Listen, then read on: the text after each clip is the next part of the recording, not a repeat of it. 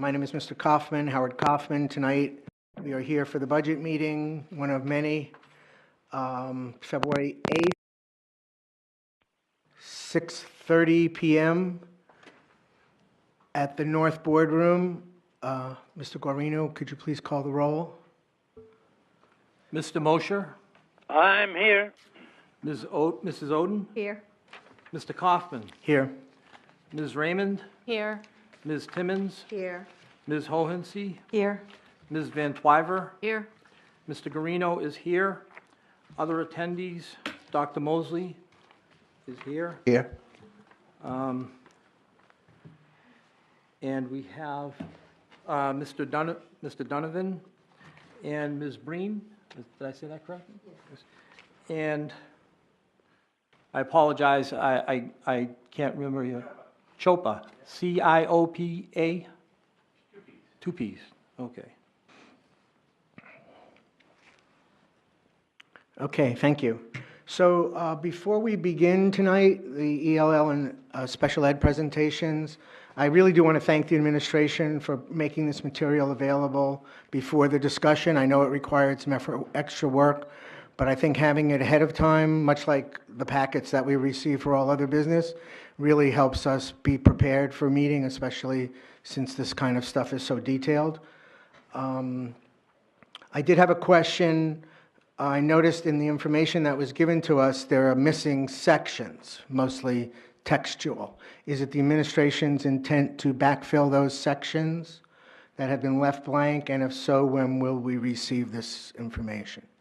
If I could make a recommendation, it would be advantageous in terms of information shared, that if we could just go through the presentation, and then some of those gaps that you are indicating or making reference to, that we might communicate that verbally.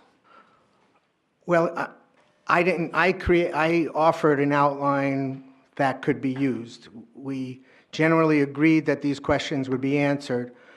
The administration put the questions into the response, so I imagine that's information you want us to have. So you created the outline, so I'm just asking you to complete what you suggested by virtue of creating the outline. So I understand where you're headed, but let's see how that goes. Hold on a second, please. So I just need to clarify a couple of things relative to agenda and things like this. So as chair of the Budget Committee, it's my responsibility to ensure that the board gets all the information it needs in a timely manner. It's also my responsibility to set the committee meeting agenda. That's true for every committee chairperson. Initially, I requested to have some information I'll be discussing in a second brought forward in our first and second weeks. However, feedback from Dr. Mosley and Mrs. Oden indicated they didn't want to interrupt the existing schedule. We had 2 or 3 schedules of weeks of presentations, and they asked that we not change that agenda around. So, and that's exactly what I did. I deferred to the administration. What I would like to update the board, the administration, and the public on is the agenda for February 28th. So if you look at, we received one in our packet. I don't know that it's really updated from the original one we had. It's the 1A page. The latest one, or at least the latest packet one, was on January 25th. So I'm speaking to this document directly and the February 28th entry specifically. So what I would like to do is, since there are no presentations scheduled that night by the administration, as chair, I've taken the liberty to schedule some presentations for that evening. This is what I like to do. Each presentation should probably take about a half an hour. The first presentation will be by Mayor Jim Donchis.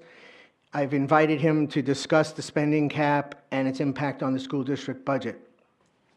The next presentation is more of a demonstration of the budget spreadsheet analysis tool that Kathy Wild has developed.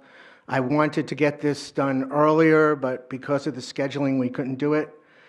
This demonstration presentation will be able to review spending, staffing, enrollment trends I have not spoken to Kathy about this, but this is 3 weeks out. I hope she'll be able to accommodate our request.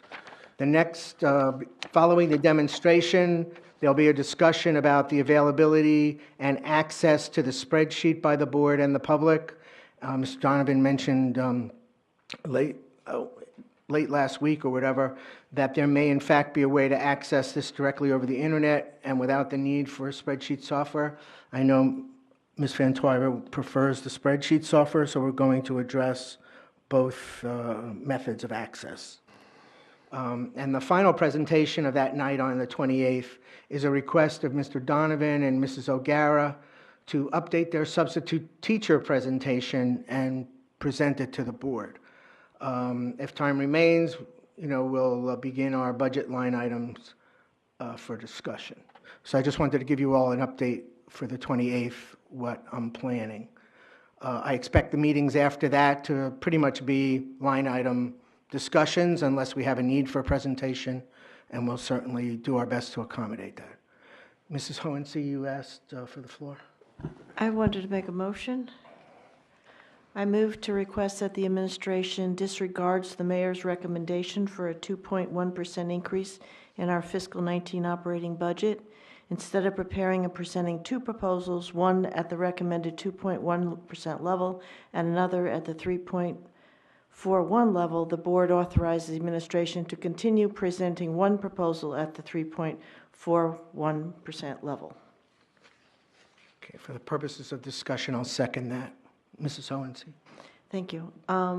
I guess this is to establish where the board stands. This is asking for the board's approval of what we're doing, or if this doesn't pass, then I have another motion to put the corollary in there, the opposite.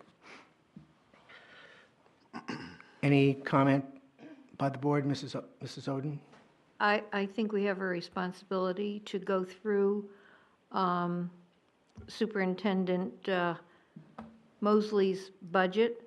I think he's worked to try to address a lot of the issues. When I looked at it, I saw some issues that I felt needed to be addressed, and I think he's addressed them. I don't think we need a motion. I did see that somebody, I think it was Mr. Kaufman, wanted to see a 2.1 budget because it had been done in the last 2 years. We were given a budget of what the mayor's request would look like. I don't think that's necessary. I think anybody can figure out how much money that would be, and you can go through the budget yourself and look at that, because it wouldn't necessarily be what Dr. Mosley would present to us anyway at 2.1. But I just think we ought to. I don't think we need a motion to go through this. I think it's been presented to us, and I think we have the obligation to go through it. So I don't think we need a vote on this.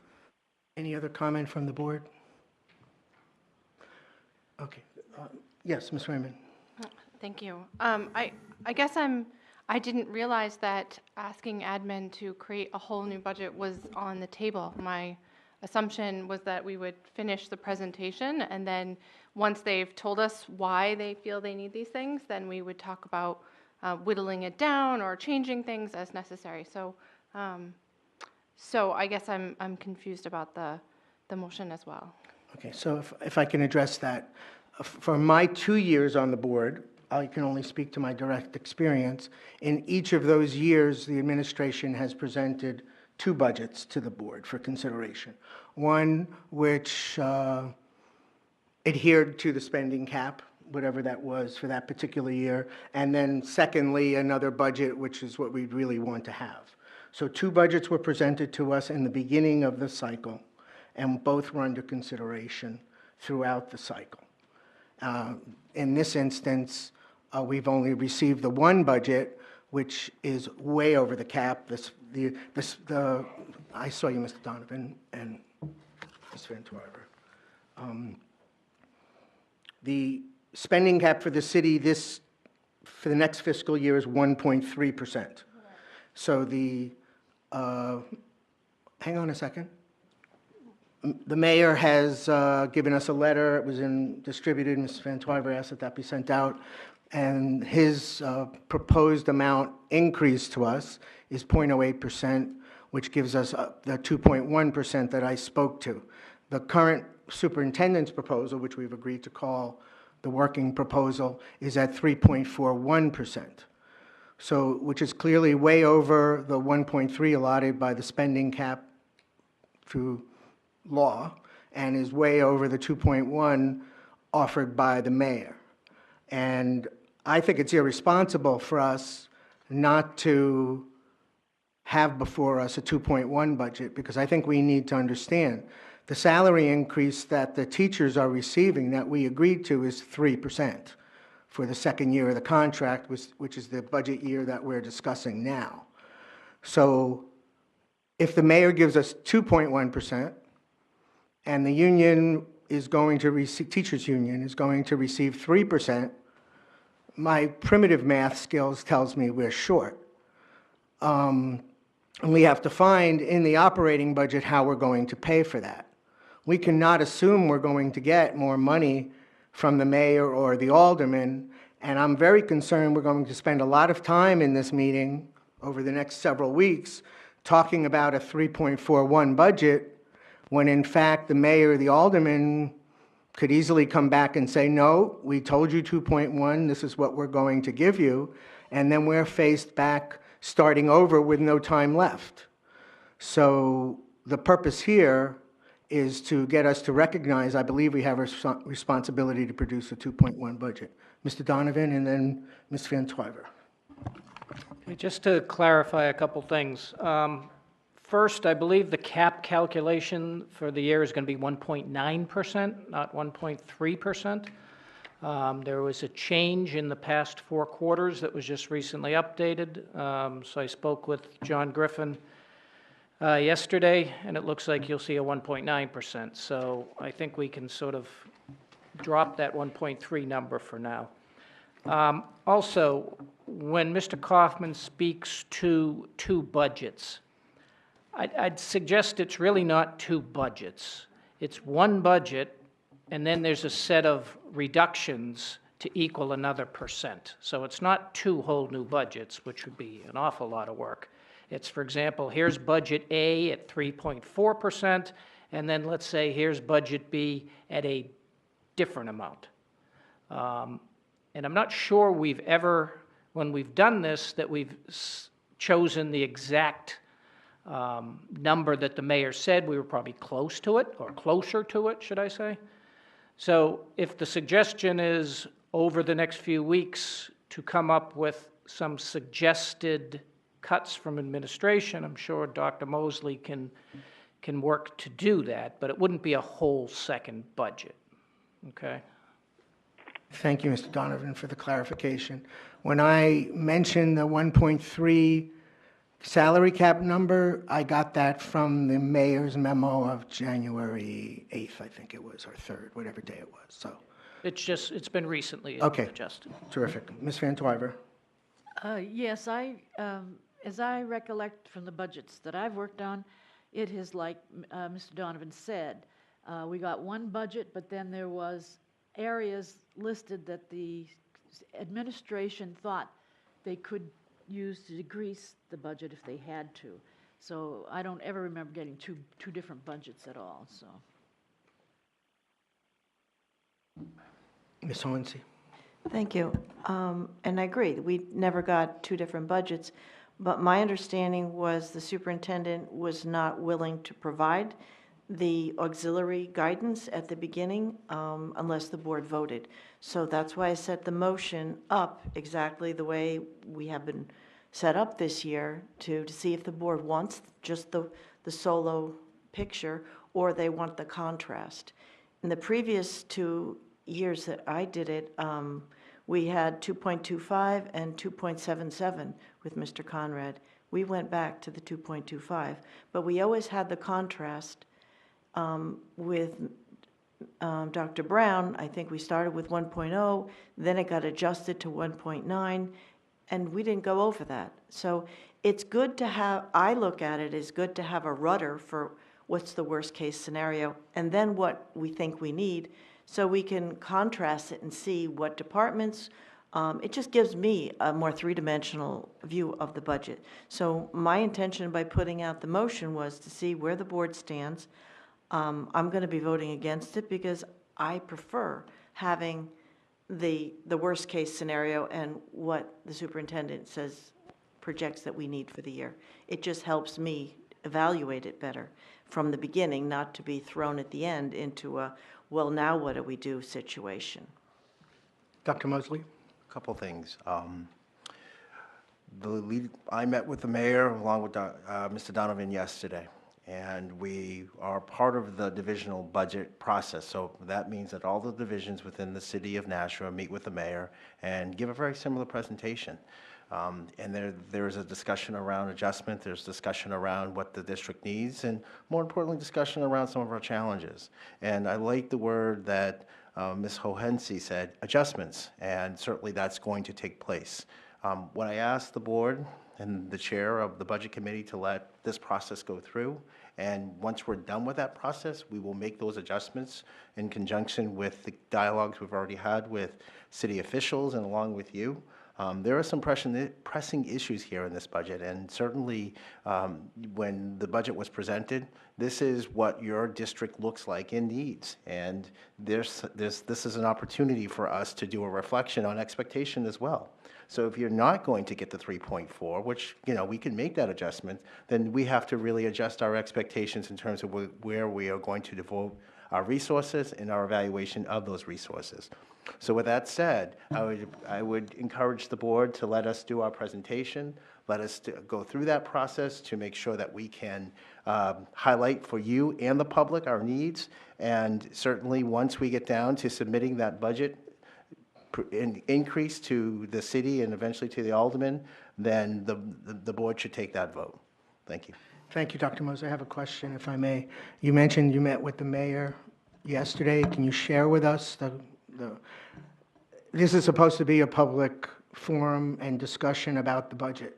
I didn't know or expect that the mayor would be involved midway in discussions with you. Maybe that happens normally, but he will be here in a couple of weeks. But it's obvious you have information that the board does not, and I would ask if you can share the contents of that meeting with the mayor. I mean, if it discussed the budget, if it discussed needs, if it discussed possible compromise or whatever on a budget number, I believe we have a right to know. I'm not trying to, again, I'm not trying to just hide anything or anything like that. So I just want to be very clear with that. I'm aware that you invited the mayor to come and present the presentation on the spending cap.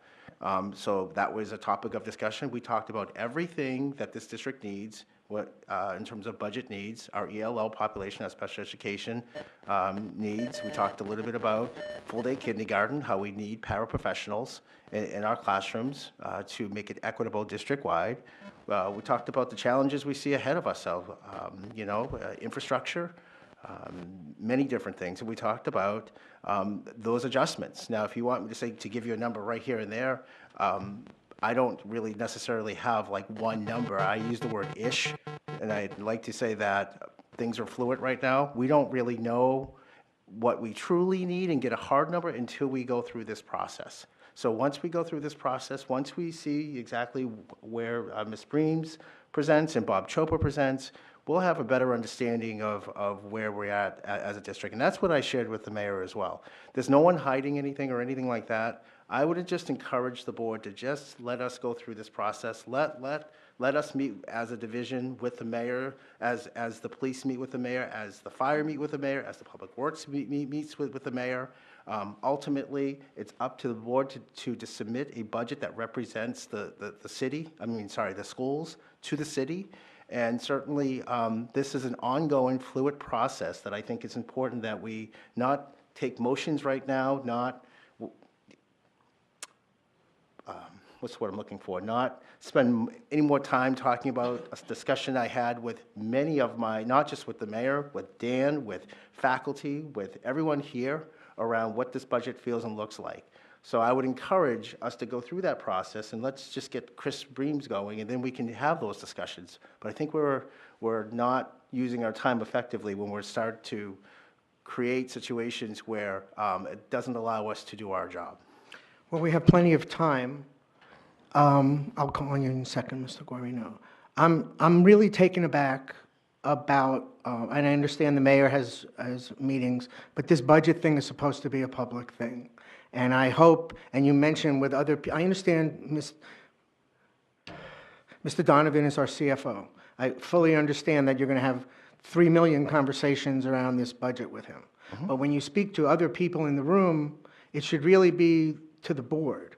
So if there are other conversations occurring, because I'm unclear about what your comment was, when you said you spoke to Mr. Donovan and all, and I understand that, that makes perfect sense. He's preparing the budget, you're giving him direction on particular items, that's natural. But when it goes outside the board, I'm concerned that the board is not being advised of that. And I'm concerned by what you had just said when you said you spoke with other people in the room. Yeah. So I don't know, is that board members? Well, Because I know I haven't had a conversation with you about this, and I'm the committee chair. So I'm just asking that we keep the transparency going, because right now I'm concerned that the board is not getting the benefit of a full conversation that's happening. That's supposed to happen in this room, as far as I'm concerned. So I ask that going forward, we all respect the fact that this is where the public conversation happens. And once it's on the table, well, it's not formally on the table, but in the process of discussion, it's public. So there is no need for non-public discussion by any of the board members. What these folks do out there is, they're probably guessing what's going on, but here it should be very clear what's going on. It should be presented, and if necessary, we'll make it part of the agenda. Okay, Mr. Guarino. Thank you, Mr. Chairman. I just want to get a clarification on the motion. I think you, Ms. Hohensee, had asked that we vote for 2 budgets at certain percentages, and I really can't do that. I can't vote for any budget at any increase because I don't know what's in those budgets.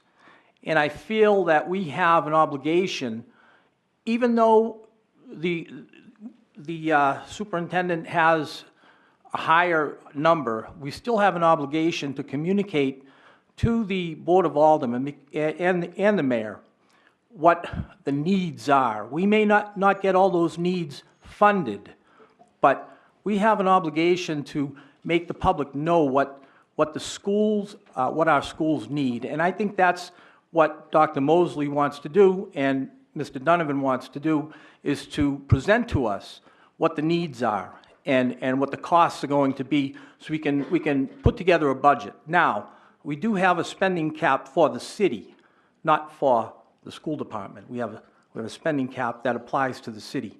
And as Dr. Mosley said, we're going to have that conversation when the time comes, and we may have to change the budget. So I think we're kind of putting the cart before the horse here with, restricting us to this percentage or that percentage in these budgets. I don't know what's in those budgets, and I'm trying to find out what's in. I know what's in Dr. Mosley's budget because we have a lot of information that was given us ahead of time. I don't know it completely. So I would just like to get on with the presentation so we can understand that and go and get through it. Ms. Hohensee. Thank you. I would still like a vote on my motion. The superintendent said if the board wants this, he could provide it. In the previous 2 years, we saw a bare bones budget, and we saw what the superintendent thought we needed. It helps me when I talk to constituents to have examples. This is what the bare bones budget would be. This is what we're proposing. I'm going to wait 2 or 3 months before I see that information. So I'm going to just tell everybody, well, maybe later I'll get that information. So I feel strongly that we should have it. I don't think that's that inconvenient. I think Mr. Donovan is very capable of putting it together. He has in the past. And I would just hope that we could get it, but I would like to vote on this motion. I'll read it again if you want that. I move to request that the administration disregards the mayor's recommendation for a 2.1% increase in our fiscal 19 operating budget. Instead of preparing and presenting two proposals, one at the recommended 2.1% level and another at the 3.41% level, the board authorizes the administration to continue to presenting one proposal at the 3.41% level.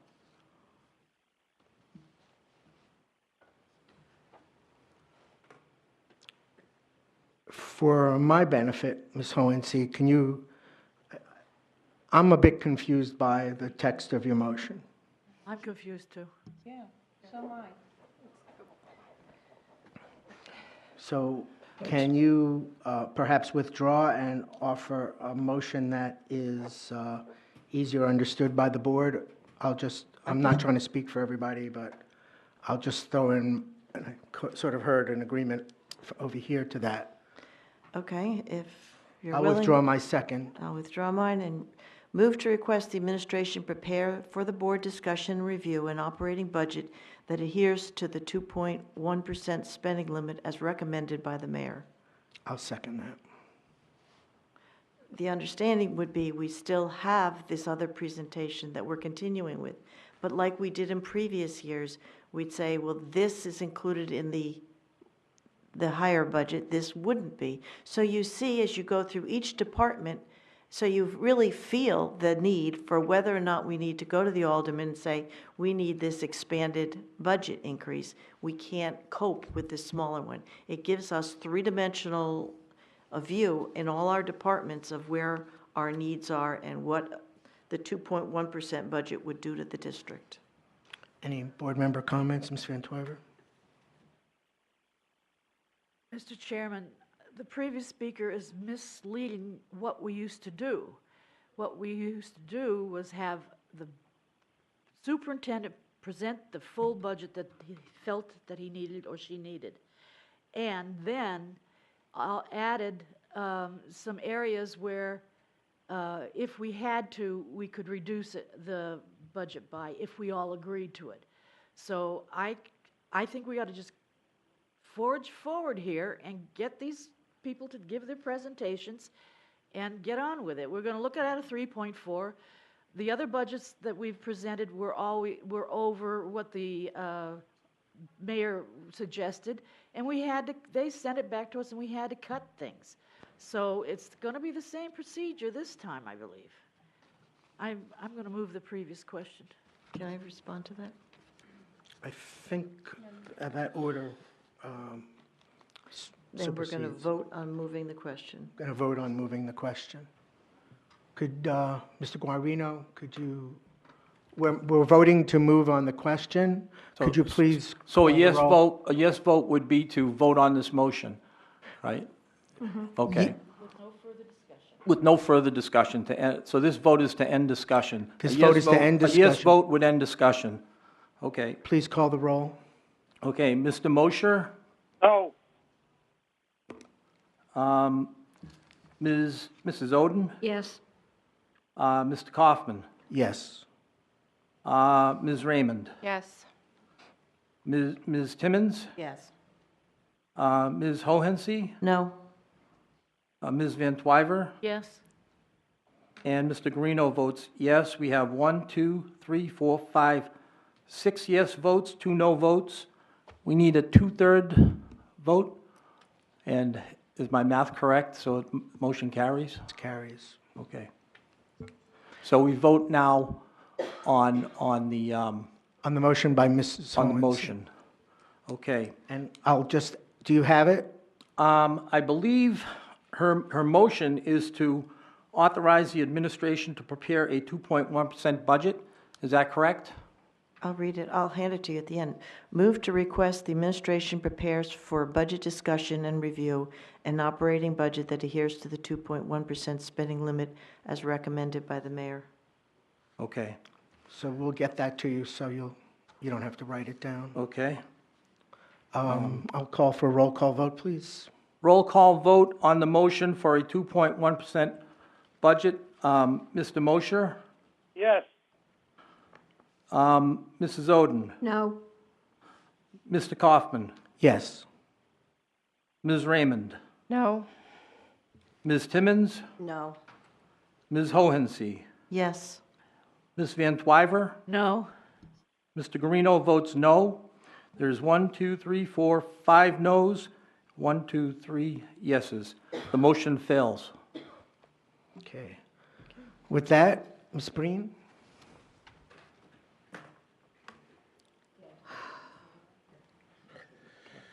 Good evening.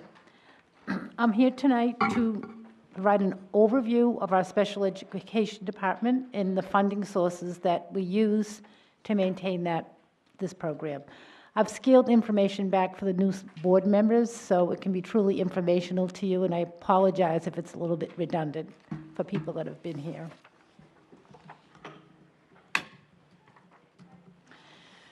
We have an obligation to meet the IDEA state and federal laws around special education.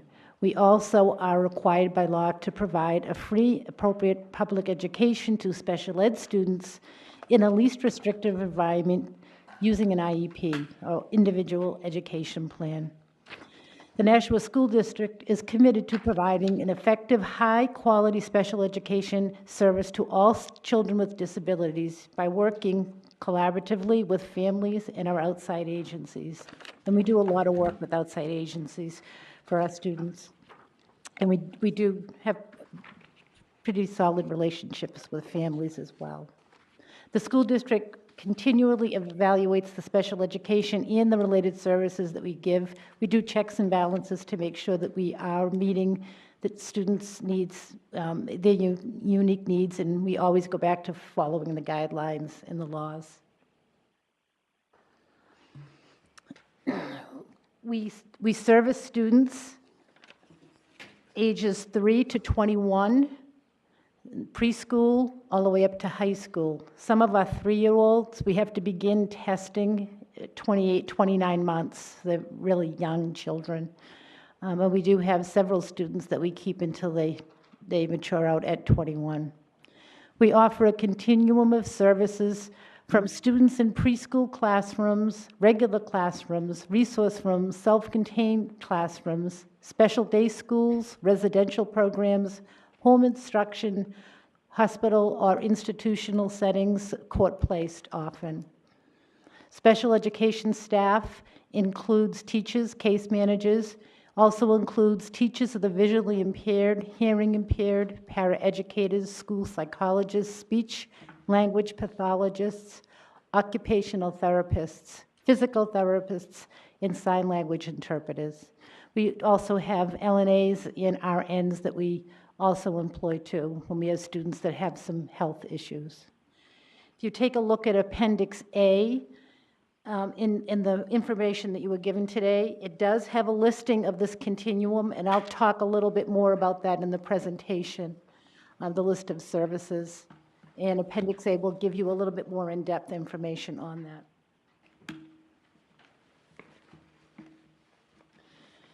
We do service students with a wide range of disabilities, and many of our students, if they lived in other cities or towns, would most likely be in a different setting, not in a public school setting. We do a really nice job in the district meeting students' needs, especially students with some medically fragile conditions. We have programs within the districts. Within the district, Appendix B will give you a listing of the disabilities that we have to program for in the district. And there is information from 2013 up to 2018, and that's Appendix B. And that will show you the disabilities that we have. I want you to take note that our autism rate and our emotional disturbance rate has grown significantly since 2013.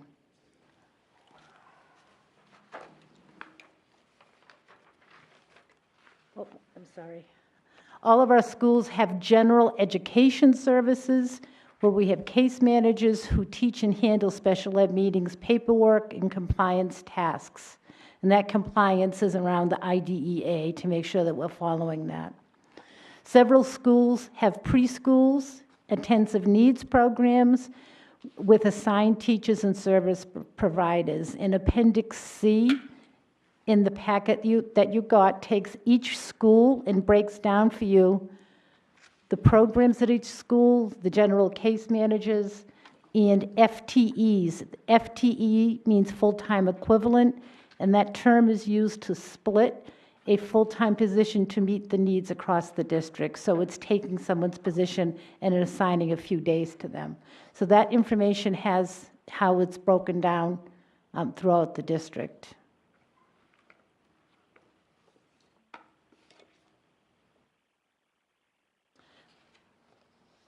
So I will spend a little time going over each service, continuum of service, beginning with age 3. So children age 3 to 5 are in our developmentally appropriate preschools. We classify and group students according to their developmental and their achievement levels. We also have to make sure that we provide related services to students. That often includes school psychologists and speech pathologists. Last year, we added a preschool program. The year before, we added a preschool program, and we do have the need. Our referrals to preschool have gone up the last 2 years. Right now, we're holding at a pretty stable pattern, but we have had to increase the number of students that we service. At this time, we have 16 preschool classrooms. One is an early childhood education program located at South, and the others are early childhood special ed programs throughout the district.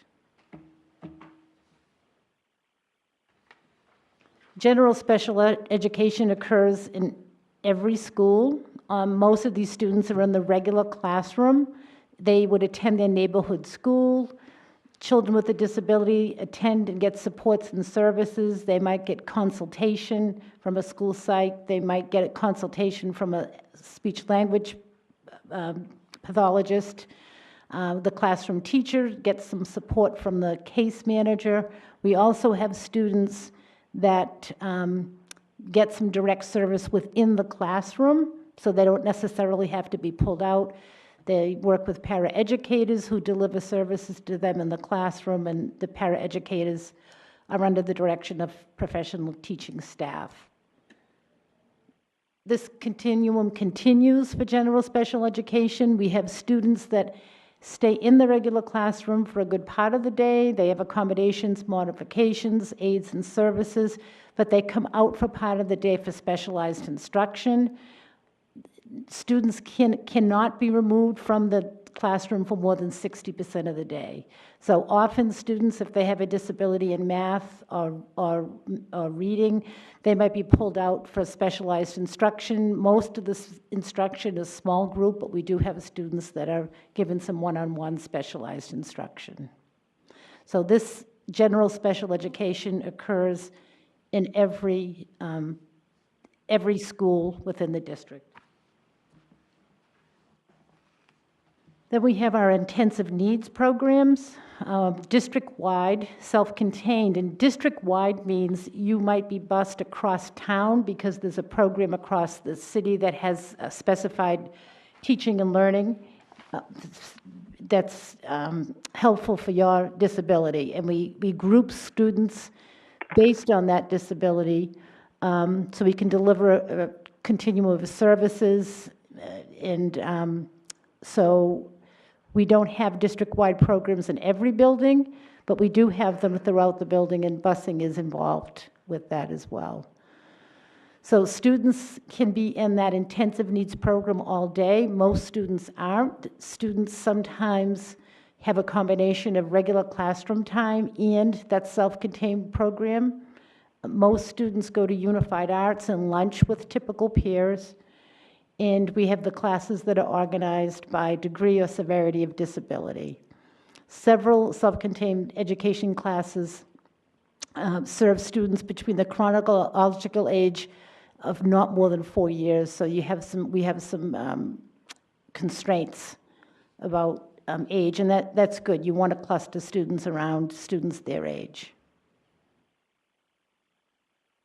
Right now, we have 24 district-wide full-time special ed classes. We have 14 at the elementary level, 5 at middle school, and 5 at the high schools. There are social emotional behavior programs at 2 of our elementary school, 1 middle school, and their behavior resource room at the middle school and high school level. So those students get emotional support for the day, they get some instruction. It's kind of a hybrid type of service delivery. And the district also facilitates the Brentwood program, off-site, self-contained program for high school students. Our paraeducators are very crucial in our delivery of services to students. We currently have 351 special education paras, supporting students with disabilities in all settings across the district. Paraeducators not only assist students to achieve academic success, but they help carry over services across all settings. And we always keep in mind the importance of building independence for our students outside the classroom. Related services are school psychology, speech language therapy, occupational therapy, physical therapy, vision therapy, and transition services. And we do have other services that we sometimes have to contract for, such as nursing services and mobility services. Extended school year services are summer services for students with IEPs. Now, not all students have to go to summer school. You have to meet a set of criteria to be able to go to summer school. So right now we have 390 students. The student who receives ESY services is given that service so that they won't suffer from substantial regression over the summer. And they have to continue to access FAPE, so it makes them able to access free and appropriate education in the fall in a much easier way. We do contract to outside agencies for some students whose needs are so specific that we don't have the manpower or the skill here in the district to do that. Those are services, our occupational and physical therapy, we contract out for that service right now. We do have orientation, mobility, assistive technology, tutoring, outside evaluations, transition services, and other services that are agreed upon in the IEP that are needed to deliver that free and appropriate education. And many of these services are funded from our IDEA grant, and this changes from day to day depending on our student population and need and IEPs. If you refer to Appendix D and E, it speaks to our out-of-district placements. Currently, we have 100 out-of-district placements at a cost of $5,990,000 per year. We typically have between 20 and 40 students who are placed by the court. These students are ordered by the court due to some are in foster care, some are involved with the court because of some behavior that they have had or legal issues. When they are placed, we're not giving much warning, we're not giving much in the decision-making. We're often called that next morning to say, you need to please figure out how you're going to educate this, and we figure it out, but we don't have much control over that. And we continually work with administration and families to see if we can get students back to our schools as soon as possible. Our funding sources, we have our operating budget, and in your packet, it's those blue boxes that were filled in. We have our IDEA grant, and many of our grants, like I referred to before, our grant is spent on monies. The money is spent on student needs. It's for things like equipment, outside services, material, specialized curriculum material, equipment for mobility. And so we tap into that often. We have to prove and show and document how we use that money. And then we have some special revenue that comes in from tuition sources outside of the district. That tuition is put into the special revenue. Right now use that for 5 para-educators. That's what we're using some of the funding from that right now. And if you look at Appendix H, it'll give you an overview of the spending throughout the district. It's the last slide, or the last form, and it has a grid that explains our trends over the last couple of years in terms of monies and some of our numbers.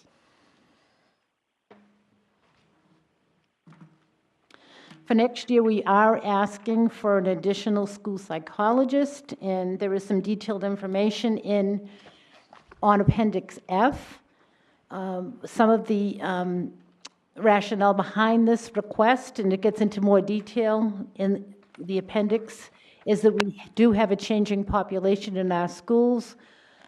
We've had no increase in school psychology in many years, and we do have an increase in the number of students with autism and behavioral issues. We have students that have been impacted by the opioid crisis, foster care placements, homelessness, and some severe trauma. And we also are hoping to lessen the need to put students out of district by providing more services to students in emotional evaluations and programming. And our school psychologists really help provide some evaluation and then some strategies on managing behaviors. Many of our students are placed out of district due to behavioral issues and some aggression. We are also looking for an increase in funds in the summer program and the ESY programming. One of the reasons for the increase in the need there is we did take some students from summer programming that were out of district and return them to our summer program. Each one of those students, we were paying $6,200 for a 6-week program, and we were able to put them back at the high school, but we did have to increase para support. We also had to increase busing. We had to increase the support they got from the school psychologists. They did really well in the summer program, and we'll do it again next year. We also had an additional, the students of that needed sign language interpreters in the summer programming. Last year or the year before last, we had 1 student. Now we have 4, and each one of those students need their own sign language interpreter because they're in different grade levels, they're in different locations. So a lot of that increase of that $30,000 is around personnel to support students that we have. Increased need in few increased numbers, but it's really the increased need.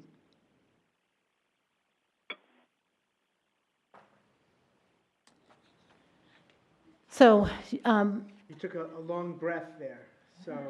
yeah, so that is the overall basic. I do have other information. I want to open it up to questions. You did get this information prior, so I'm sure you have some questions, and I'll do my best to answer what questions you have. I have 2, let me just, by way of, I see you, Mr. Guarino.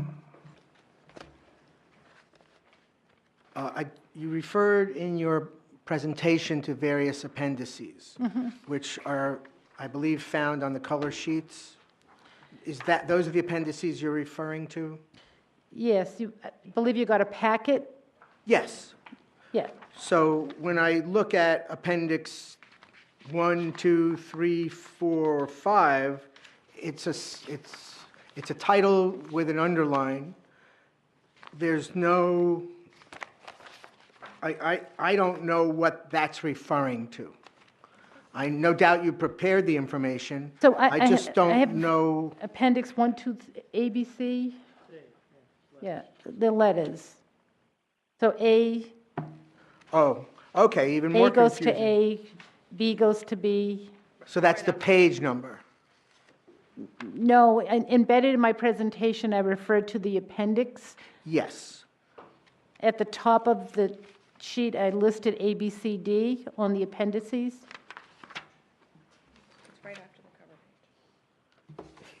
No, there are 2 pages. One more. Okay. So these are the appendices. Yep, 1.5. So they are labeled by the page number. They're Okay, labeled that by was- the letter. And forgive me, so, my bad.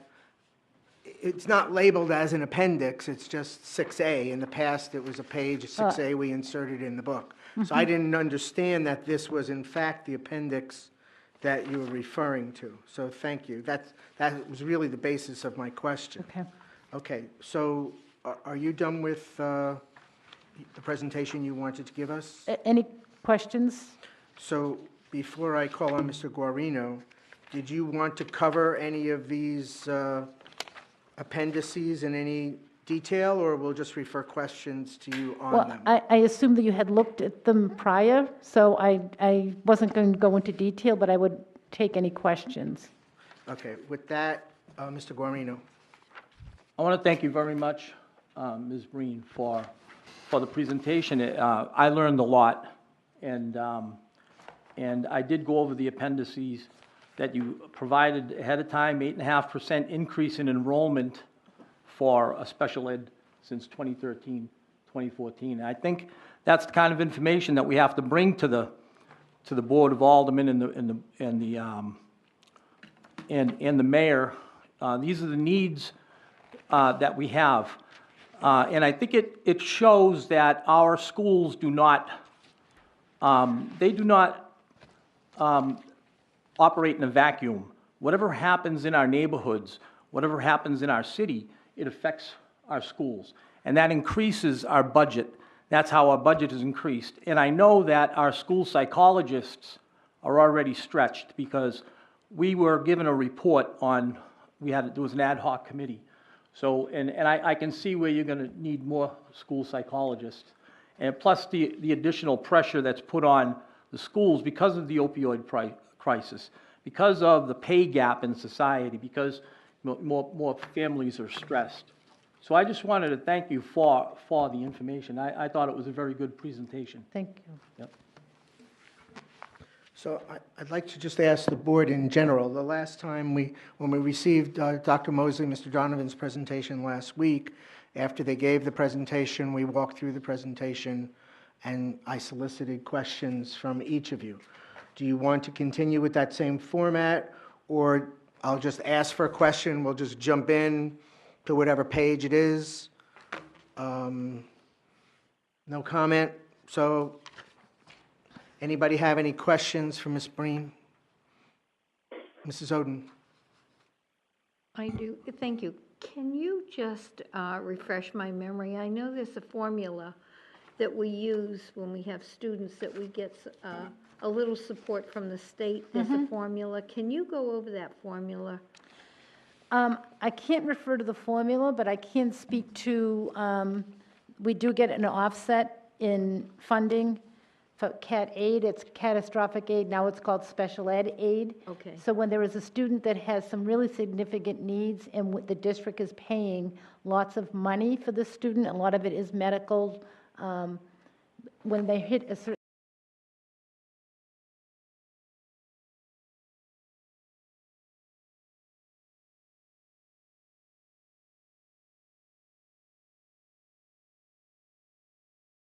level, they do offset some of that, and we get some funding back. So I don't know the formula. Dan might know the formula.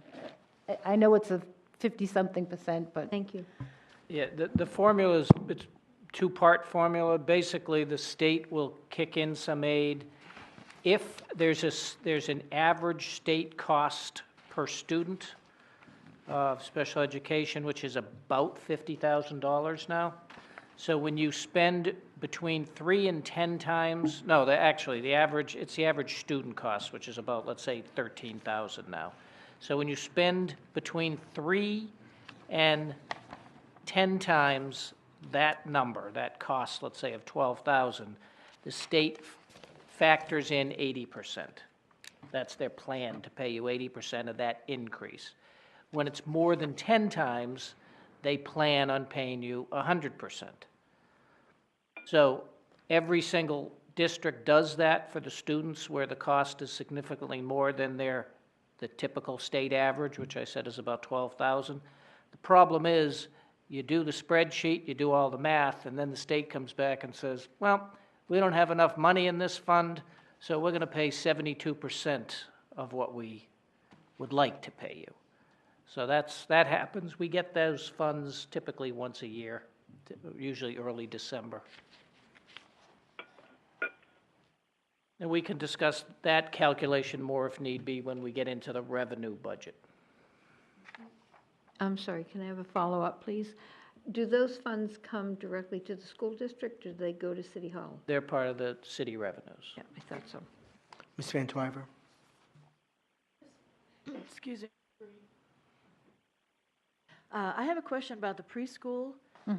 This is just for my information, doesn't really have too much about the budget, but you said there are 16 preschool classrooms, and one is an early childhood education program, the others are early childhood special education programs. Are these classrooms totally dedicated to children with problems, or are they mixed in with other children? So the students that are part of that program, they have disabilities, they have IEPs. We have typical peers come into most of them. There's maybe 2 of them that we don't, but we have typical peers, their parents pay a tuition, a small fee, and they come for part of the week. So we do have students without disabilities with students with disabilities. Okay. And that's a good model to have for all students. Excuse me. The other question I had is, where are these preschool classrooms located? So on the appendix that I gave you with the school profile, it does actually list where they are. Okay, then I'll get it. So you can refer to that. It's at the beginning of each of the schools. Thank you. 6C. C. Thank you. Ms. Raymond? Thank you, Mr. Kaufman. I had a question about your request for an additional school psychologist. I was reading the appendices, and I understand that we are below the recommended ratios of students to psychologists. But then in your presentation just now, you also added that you were hoping that an additional school psychologist might help offset some of our students out of district, or did I mishear that? No, I meant that it would help us program better for them so we could keep them without having to go outside of the district. Do you have any idea how many students that might affect? I mean, are we talking about a couple, like a bunch? I don't know, it's hard to tell, but I know that in some of our schools right now that we're understaffed for school psychologists. It's very difficult if you have a student in crisis with behavior, if the school psychologist is only there Tuesdays and Thursdays. And so it's hard to speak to that specifically in terms of numbers, but it stretches people, it stretches case managers and teachers and building administrators when that happens. Okay. Thank you. Any other board members have a question for Ms. Breen? Mrs. Sorensen? Thank you. On the Appendix H, you have a list of the SPED school staff, and I apologize for not knowing it, but what is a C, capital C-M? You have Paris, I'm sorry, case manager. Case manager. Sorry about thank that. you. No, that helps. And also, I'm looking on, I don't know what page this is, probably another appendix. No, but on page 7, you've got a list of speech and hearing costs, and it's almost $2 million. So these are all in-district expenses, so this would be this speech and language. Those are mostly the staff. Those aren't, the teachers are connected to schools, and because these people are district-wide, the district-wide assigned, we have them here in the operating budget. So it's the personnel that supports, it's the school, it's the SLPs, it's the teachers of the hearing. So it says, I'm just trying to understand, this is an example. Deaf and Like hard it of says hearing. SLPs, they have 21.6.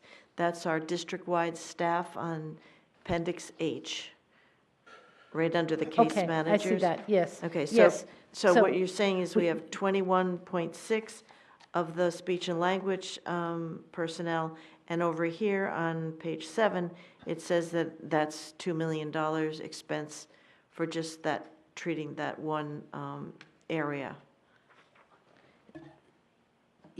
Ian, the students of the deaf and hard of hearing as well. So it's speech and language, it's both.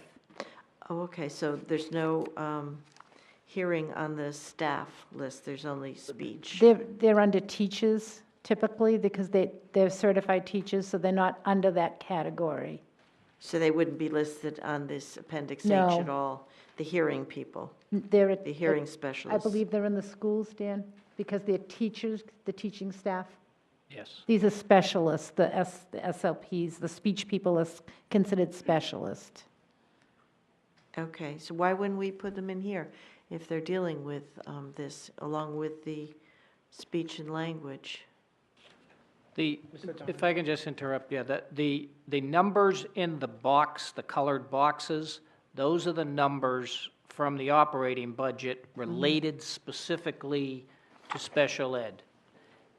Those numbers do not include the special ed teachers and case managers because they're embedded in each one of the schools. We could certainly get you that number, but if the numbers that are in those boxes agree to the detailed budget in section 12, which is and the second section, which is 02.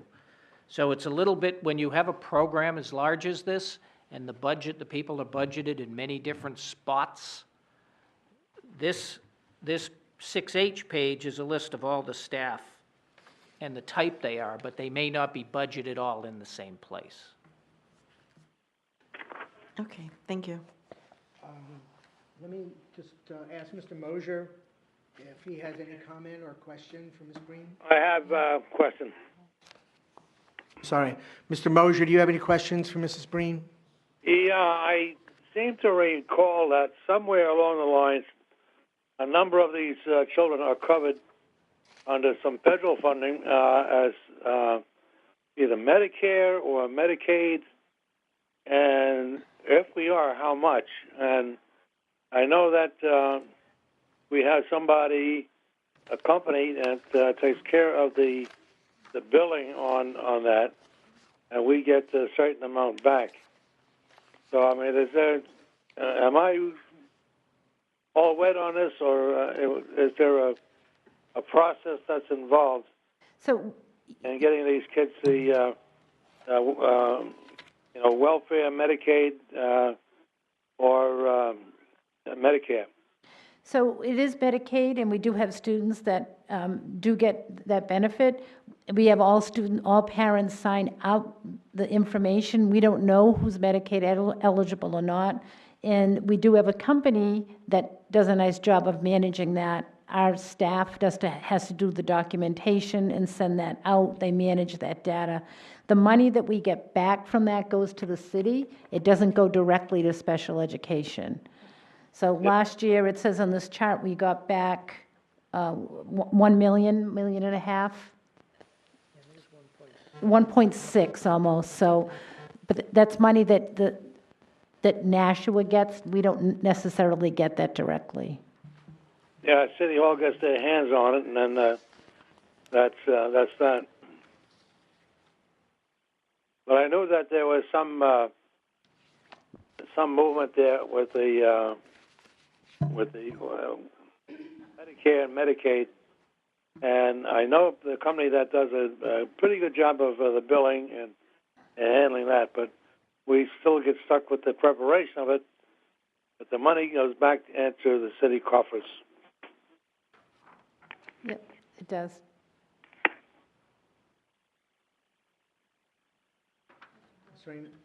Ms. Raymond? Thank you, Mr. Kaufman. I'm curious about how Brentwood costs fit in with all that. Is that something separate? Do they have their own budget, or is this under this operating budget? And how will our impending ending lease impact these numbers? I'll take that one. Yes, this Brentwood budget is a separate budget. In your budget book, if you go to section 08, that's where the Brentwood budget is. That has a list of all the staff working in that facility at this time and the cost of the rent, et cetera. And when we make that Brentwood decision, as I think as we mentioned the last time, there's that $25,000 placeholder to add to the existing rent utility number of about 123 or so. So that is in the same place. That's section 08 in the budget. Thank you. Any other questions for Ms. Bream? Okay, Mr. Guarino. I don't really have a question, but I do have a comment, and I'm looking at one of the last slides that says 100 out-of-district placements at a cost of $5.99 million. So this is a very expensive item, and I think we're on the right track when we add more psychologists to keep more of the students in district.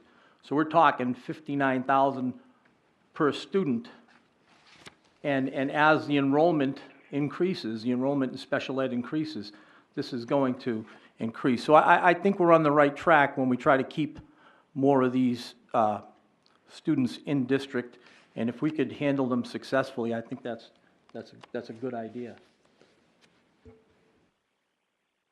Any other board member questions or comments? Okay, so I'll ask mine now. I wanted to give everybody else a chance. So, Ms. Bream, when you gave us a slide on contract services. May I ask you to go to that? Because you list the several services that we contract out, occupational therapy, physical therapy. Though that list is what I want to ask you about. And then you spoke also to, I'll probably forget some of the titles, but the folks that do the hard of hearing, they do the sign language. Sign language interpreters, So yes. and you mentioned that we needed one per student because they were in different grades and, and they're scattered all over the place. So I have a question for you. This is kind of an advanced look-ahead type question. I know in previous board, I recall Mr. Hollowell, certainly at Finance, we talked about this, is right now we have out-of-district in placements, whereas other school districts send students to us, they pay an inbound tuition. That revenue, I guess, thank you for clarifying, that was a question, that goes directly to the city. It doesn't benefit our budget. Is that right? That's what you were just saying, Mr. Donovan? No, if a student's attending ours, that goes to the special revenue fund, which is managed by the school. So Okay. if they're coming into our programs. So that was that $300,000 number that was in here? Okay. So I'm curious, my line of questioning has to do with capacity. So right now, is it always one student per, say, translator, or can that translator work with multiple students during the day? Is there extra capacity in those job positions where we could accommodate inbound students? I guess that's the core of the So question. tuitioned in students from Yes, other, yes. And we do that. I think we have one now from another district, that possibly two. A student just moved to a school district that doesn't have a deaf and hard of hearing program, so they're asking if they can pay tuition in. So when we have the interpreters, we try to cluster the students in, for instance, a first grade classroom. If there's two students in a first grade classroom, it's easy to have one interpreter because the interpreter is interpreting one teacher. The tricky part is in the high school, some of the students are in honors classes, some of them aren't. They're all over the building. You can't mandate a student in high school's schedule based on the need of an interpreter. So as we have a pocket of students, we have this program in every school now, every level. So as these students are growing into the high school level, we can no longer cluster them for the whole day. It gets much more difficult. And so we have them in different locations, and then we have to have interpreters for each of them. Okay, so I hope you understand where I'm coming from with the questions, is how do we maximize our staff capacity if we have overage, and can that be? I ask that question every day. I'm sure I have to tell you, for the last 2 years when we've spoken and we've sat down once or twice, I've always been overly impressed, is a compliment here, by your command and knowledge of not only what you presented to us, but everything else that allows you to put it on a piece of paper. So I understand that the scope of special ed is legal, ethical, family, you touch every piece of it, community. So I really do appreciate your command that you have and what you presented to us. But as we go forward, I think we need to think of the district potentially as a destination for other school districts. We're large, we have capacity, we may have extra capacity. It might be easier for us to add extra capacity than for a school district that if it's priced right, the tuition, it becomes inbound, becomes a cost profit center to us. And I hope that doesn't sound cruel to anybody, but these programs, they're mandated. We're spending, as Mr. Guarino observed, $60,000 average per out-of-district placement. That's one of the numbers you gave us. One of those students is well over $100,000. So it really varies across the board. I'm curious about the statement, free and appropriate public education. Is that within the IDEA grant? That's federal law. But does that apply to every student? Or is would- it just special ed students? I believe it's all students. Students with disabilities have this layer of protection that students without disabilities don't have. Okay. And I have another question. Let's see if I can find it. So if we look at 6B, which is a table on the top and a bar graph below, it really just shows the distribution of type of disability of the students that we have across the last few years. So I noticed the spikes toward the right side of that chart. And of those spiked areas, or anything over even 10%, so that would be 1, 2, just 3 of the bar graphs are over 10%. You see where I'm headed? You see where I'm Yes. looking at? Okay. Yes. So if you could address, do we service these students within the district? Or are they the young people that we need to send out of district because their needs are so, So this, so specific? so those students that we send out are actually in this. These are all of our students that we service that have a disability. So some of these students in this graph are students that are out of district as well. Okay, so So we have a total of 1,000 right now. If you look at that number, 1984, 1,984, that includes our out-of-district students because they're our students. We're responsible for their education. I was looking at it a bit differently, sort of with that idea of capacity idea. So in other words, speech and language, is that kind of a homogeneous? In other words, if we had more speech and language folks, we could accommodate. Do we send out speech and language, or is that something we do in-house? No, if you look at one of the charts I provided, you'll see the number of disabilities that are sent out, and it does have a list. So our high numbers that we are sending out are emotional disturbance, autism, other health impaired. Some of those students have some medical issues. We have a few students that are up for learning disability, so that's Appendix E.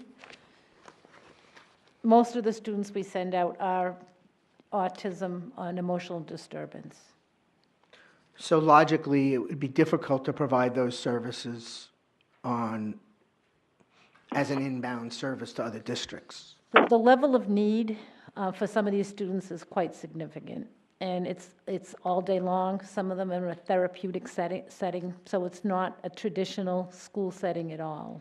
So it would be hard for us to build that and have people come to it.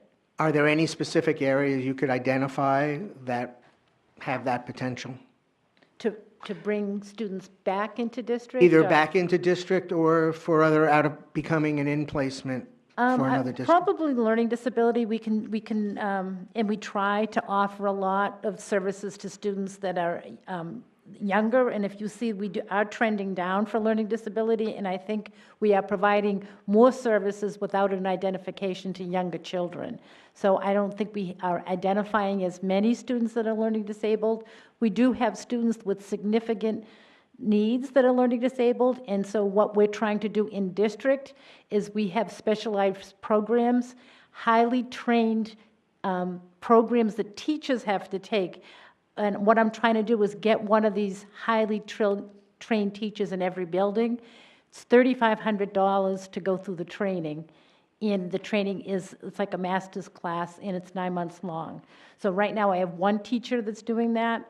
I have several teachers that have completed it, so I'm strategically trying to put that learning disability specialized instruction in all schools. All of our teachers have Wilson, or all of our schools at this point, all but maybe one have Wilson-trained teachers. So it's a less expensive, it's less intense, but it can deliver some specialized instruction. That's happening just about in every building right now. And this funding is through the grant. So I've been sending people out, and we're almost there that we have every building covered for that learning disability. And it goes even beyond just a typical learning disability. They need a multisensory approach. So we are making gains in having that happen. And I think that schools are doing a really good job at that lower level, not waiting for a student to have to rise to the level of having a referral, but giving them that instruction they need at an early age. I just have one last question as it relates to Brentwood. Maybe you can just, my recollection of Brentwood, I think, is a little bit obsolete. Sadly, the impression that's left in my mind may not be accurate. Remember the attendance figure that we were given, that some of those students really miss a lot of school. I won't repeat it because I don't know if the number is accurate. But if you could give us an idea of who those students are, why they're placed there, just so for my own refresher, for no other reason, it might be helpful to some other people on the board and the public. So those students have not been successful learners in a traditional setting. Many of the students have really lost that engagement in school, feel some defeat. Some of them struggle at home with some issues that they're growing up with, family issues. It could be poverty, it could be moving around a lot. Some students are court involved, some students might even be drug involved. Just being in a big school and following some of the routines in a longer day is a struggle for them. And they've shown us that they have slipped between the cracks, or they have not been able to be successful at school. In a small setting like that, that's nurturing, that's more understanding, kids start to see that, hey, I can do this. I think I might be able to graduate from high school, and it gives them hope. How many students are over there now? 18. And have you had any graduations in the last couple of years? Well, kids graduate. They do graduate? Yes, they do. How many? I don't have that information right now. Okay. Any other questions for Mrs. Bream? Thank you so much. Oh, Ms. Timmons. I don't have a question about, I'd like to take a 5-minute break, if that's possible. If no objection, I will resume at 8 o'clock. It's now 7:51.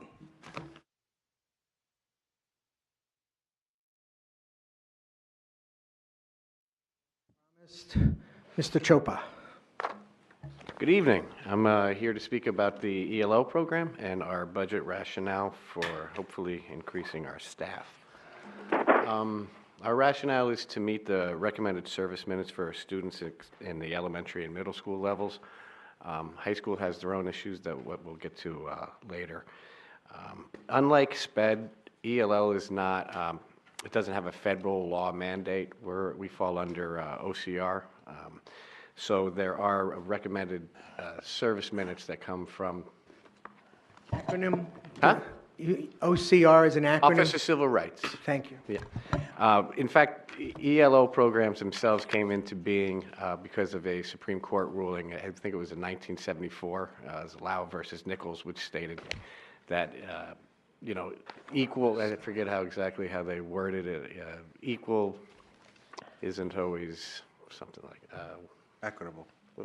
fair isn't always equal, meaning like you give everybody the same books, the same exact treatment, it's not equal because those kids can't access the curriculum. So that's why ELO programs exist in the United States.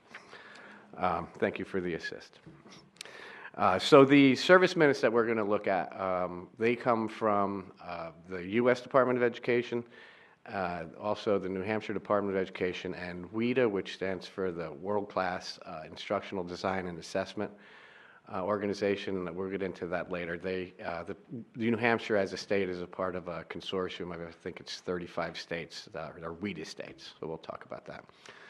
Our teacher caseloads, we'll talk about how they've kind of swollen over the years, I think, and I do have a number of teachers here, and hopefully they get a chance to speak, but I think that they would tell you is right now the teachers in the ELL program are in a position where they're trying to do so much, they're not feeling like they're doing anything very well, which is a very uncomfortable spot to be in.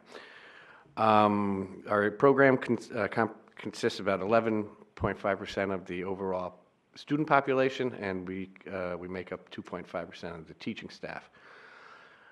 So I'm here to really ask your support. Last year, the ELO program was granted one teacher through the budget process, which was placed over at Bicentennial School where there was no teacher prior to, and that is greatly appreciated. So in English language learners, basically anybody who's speaks a language primarily other than English and is not proficient in English. If you look at New Hampshire as a whole, Nashua as a whole, we are much more in line with the rest of the United States than we are with New Hampshire. We are predominantly Spanish speaking. If you include our students that come from Puerto Rico, more than half of our students are U.S. citizens, because we do have a good amount that were born here in the United States. And you can see the numbers there that we're up to 1353 that are identified. 1240 are getting active services, which means they are seen, or an ELL teacher works with them directly. Now, there are two types we'll get into in a bit. We have active and monitored, and I'll explain that later. And then the rest of this slide explains the consortium that New Hampshire is a part of. Because we're a part of WIDA, we are, it doesn't matter what state we're in, but any ELL program is required to do a yearly assessment. Now, because we're a WIDA state, we use the access test, which comes from them. That's the way we satisfy the federal requirement of doing yearly proficiency testing. So a student becomes an ELL student. It starts at registration. Parents come. As part of the registration packet that they fill out, there is something called a home language survey, which has some questions about what languages are spoken in the home, what language a child first learned to speak, and if a language is other than English is indicated, we automatically need to do a screener test, which is called the WAPT, WIDA Aptitude Placement Test. So if a student qualifies, once they're given this assessment, they either qualify for services or they don't. If they qualify, the parent has the right to accept services or decline services. So we, in the elementary schools, we're in 8 of the 12. There's no program in Charlotte, Broad, New Searles, or Maine Dunstable. Those students, if the parents choose to have them participate, they're bused to a sister school where they receive services. 117 of our active students, their parents decline services, and most of them are in the elementary schools where they want to stay in their neighborhood school, which is a natural decision.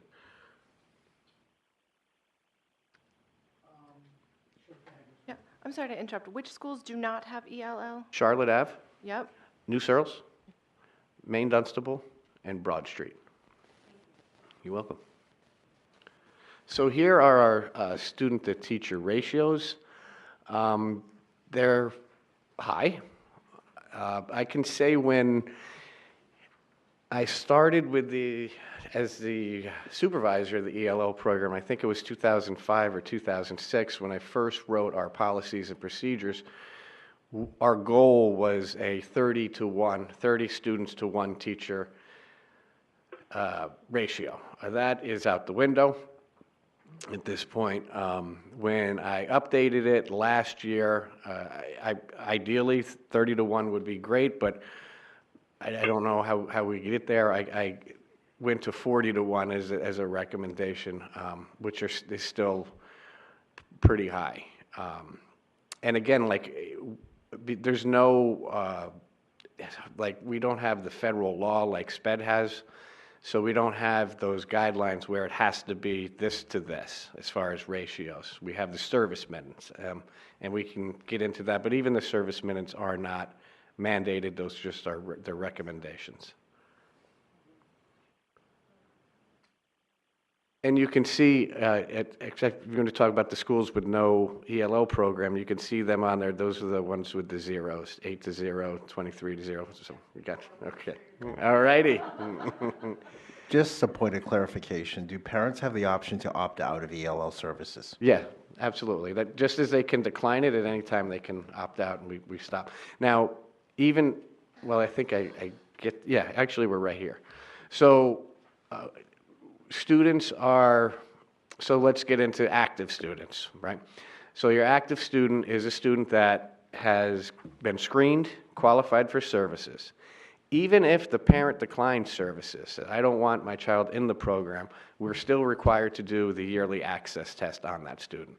That student will take the access test every year until they test out as proficient, even if they're not getting services at all. Our active students, and then your typical active student is a student that tests into the program and receives services from an ELL teacher, hopefully daily. So active students are one type of student, ELL student, and then the other one is a monitored. A monitored student is a student that was an active student at one point, tested out on the access test as proficient.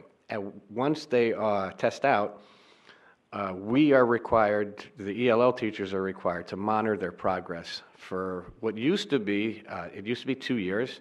The state has now changed that to 4. So right now it just started this year, so we only have students that have been monitored for 2 years. So our monitored year 2 students next year will go to monitor year 3. The following year, they'll go to monitor year 4. So we have to keep track of them for 4 years. Monitor consists of keeping track of their grades, being in touch with the mainstream teachers as far as how the kids are progressing. If the mainstream teachers feel that the student still needs some support in the language, it's the ELL teacher's responsibility to work on strategies that may help that student, and for the teacher to implement in their classroom.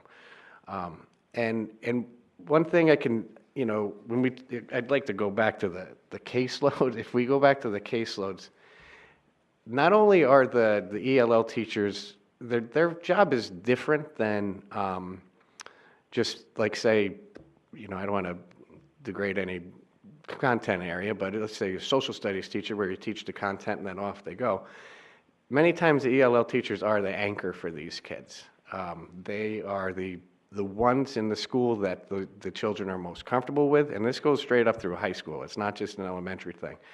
They understand that the ELL teachers are the ones that are really kind of their advocate in the building, and so it goes way beyond the amount of time that the ELL teachers are putting in with these kids is way beyond just instruction, language instruction. It's not that. They get to learn all about the students' families, the situations that they're having, the other issues that they might be having with other teachers. They really are that kind of security blanket in the building. So it really is, it's not just, here's your language for your 50 minutes and off you go. It's much more of an intense relationship with a lot of these kids. So that's what makes these numbers so daunting for many of the teachers. So the access test, again, we give yearly. It normally starts in January, runs through March. We're in the midst of it now. It's done online. It tests the 4 language domains, listening, speaking, reading, and writing. The highest you can score on the access test is a 6. It goes, it's a scale of 1 through 6. To test out as proficient, student needs to attain a 5. Now, the access test is a reason for our ballooning numbers. 2 years ago, we went to an online, the test changed from pencil and paper to an online assessment.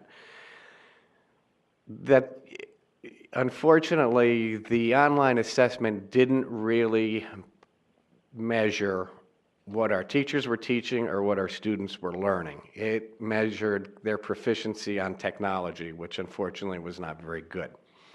So we went from testing out students yearly right around the 20% marker. So some year, I don't have the numbers right in front of me, but it was like 20 point whatever percent, the next year 20 point whatever, then 18, 19.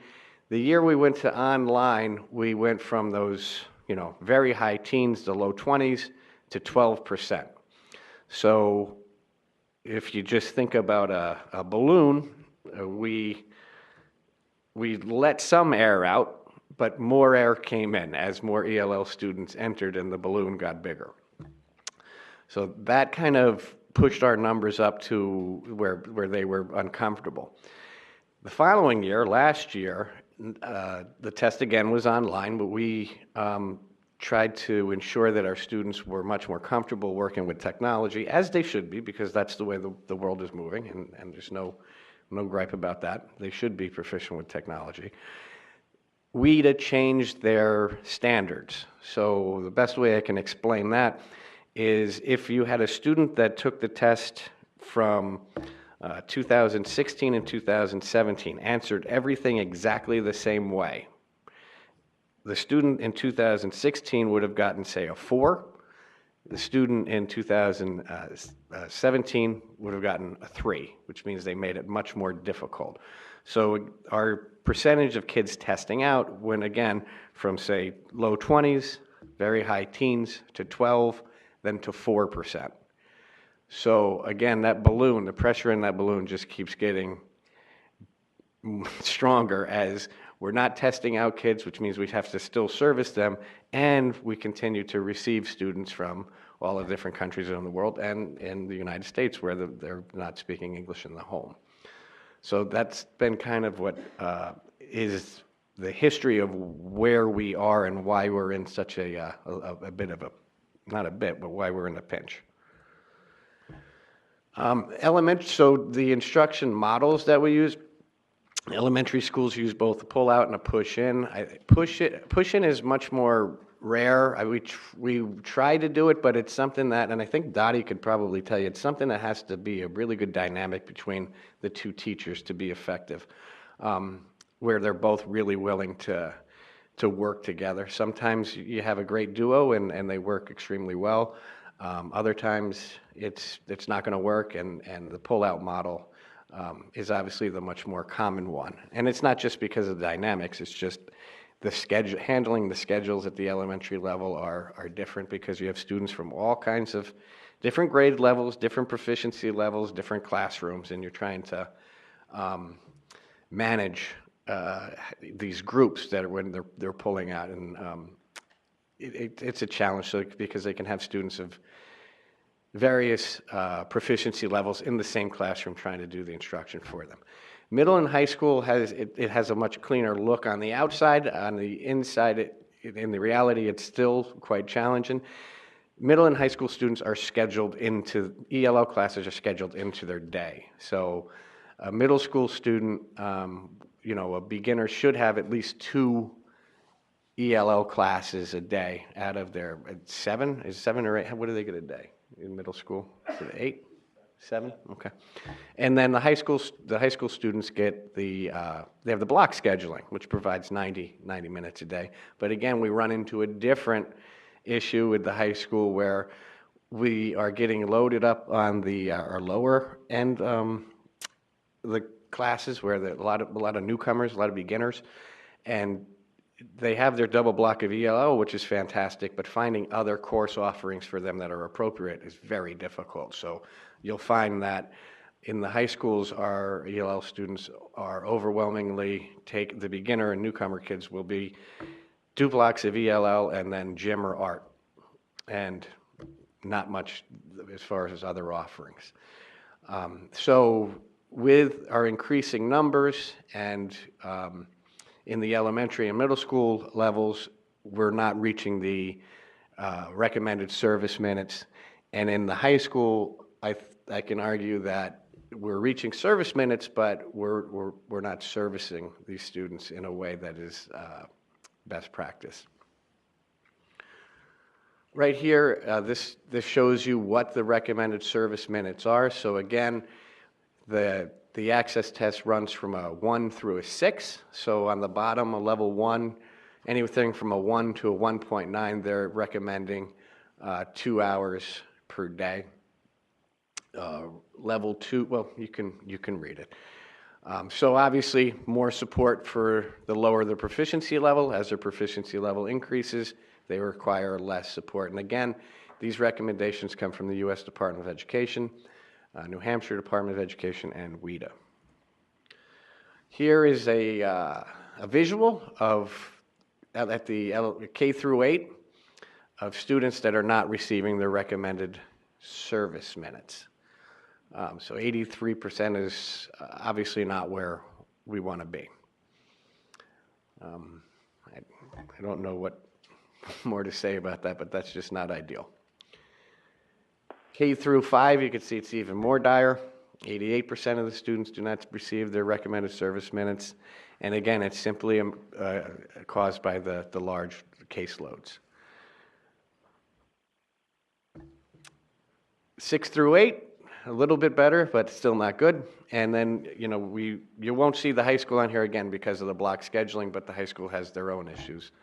It's not like once we hit high school, our programming really hits a stride. Achievement data, I was not able to get this for today. I will send this to Dr. Mosley, and he'll be able to get this out to you. We ran into a little bit of a time pitch. Wanted to demonstrate how the students, the ELL students, did on the Smarter Balance testing. When you look at that. So this is the deficiency by school. Just not pleasant to look at because, again, I mean, these are students that they require an awful lot of support, and at this point within the program, we're not able to provide that support. Now, if you look at, a natural question would be, well, why can one school service better than another? One is how the caseloads, and 2 is just individual schools have their own culture and schedules and whenever they can do things. So the ELL teachers are really, and I'll say this for all of them on every level, they need to be commended because they are really scrambling and just figuring out ways to support these kids as best they can. And again, at the same time, they're also supporting their families with, because they are the ones that the families and the children are most comfortable going to when they have issues, which are ranging from academic to issues in the family. So I really commend the teachers. I know they're all stressed out and really putting up with. They're doing the best they can and doing a good job. This is middle school. Again, how deficient we are on the minutes. And this is our growth chart. So you can see, and obviously the trend in the blue is those are the active students. So that number is climbing because of the reasons that I stated before, which were, you can see from when we went to the online test, it bumped up almost 100 or 90 kids there. And then once they changed the standards, we just really jumped up quite a bit. And you'll see the number of monitored students dropping because there's less students that are testing out. The one constant you'll see is kind of the number of staff kind of staying the same. The 24 on this is actually not accurate. It's 23.5. It was just the the chart that I used, it rounded up. Couldn't figure out how to get that fixed. There's so much, I mean, visually this is pretty strong, I think. I don't, it's just, it's frustrating. As you guys know, I've been doing, with this program for a long time, and, year in and year out, it's become an issue of, when it's budget time, we'd like to service these kids more, or get them more support. And I understand what your guys' job is not easy. And as, we lay all of this out there, all of our needs, there's not one person in here that would say, no, I don't want to do that. Of course you do, but when the hard numbers come, it always seems like ELL is the one that goes, well, this isn't your year this year, and kind of pushed aside. And my fear is, if we continue to underservice these kids, by underservicing them, we're going to have less kids testing out because they're not getting the support they need, and this is only going to continue. And it's just, I feel like it's something that we got to bite a bullet at some point and provide these guys with more of the support they need. Otherwise, this is just it's going to continue to grow. We're not going to be able to test kids out because they're not getting the services they need, and it's just a vicious cycle of how do we get this fixed. So on top, of not being able to speak English or not proficient in English at this point, we have other challenges of our, almost 5% of our students are homeless, 15% are also duly identified as having a learning disability, and 8% are refugees. Now, each one of these brings their own unique challenges. Refugees may never have been in a school before. We've had, on top of teaching verbs and fun stuff like that, some of the refugees need to learn how to flush a toilet. Running water is new to them when they first arrive. So there's, like I said, there's a lot of, the ELL teachers are asked to do, they're just above and beyond just instruction. If you look at these issues, obviously these students are going to take longer to test out. It's very difficult to say how long it takes to attain proficiency. The research keeps kind of moving it to further that it's going to take longer because of the academic language. Let me just backtrack a bit. So when you're learning a language, there's two types of language learning or processes. One is called basic interpersonal communication skills, which is, hey, how are you doing? How was your weekend? That comes first, and they're able to sound proficient, and people think, well, they learned quite quickly, and they should be just fine. The other is CALP, which is Cognitive Academic Language Proficiency, which is, here's your social studies book, read chapter 7 and answer the questions in the back. That takes a lot longer to develop. So if we talk about it's tough to say what an average English language learner, how long it will take them from arriving and not speaking a word of English to testing out and being completely proficient. The research now says I think it's 7 to 9 years or 7 to 12. For a while in the past, they were saying 5 to 7. It just keeps, and I guess you can argue we're all language learners your entire lives. We're always learning new words or vocabulary, but I mean, this is a little bit of a different process. So, and things that are going to impact how long it takes somebody to learn a language or their personality. I mean, there are just so many different factors. Language models in the house, any kind of learning disability.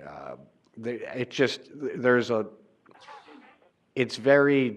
say it's impossible to classify, just lump English language learners all in different little categories and say, well, these guys, refugees are this, guys who are not refugees are, there's a lot of different factors that go into why it takes somebody a shorter time to learn a language and why it takes somebody else longer to learn it. It's just a lot of different factors there. So our funding sources are the operating budget. We get a Title III grant, which is an allocation per student.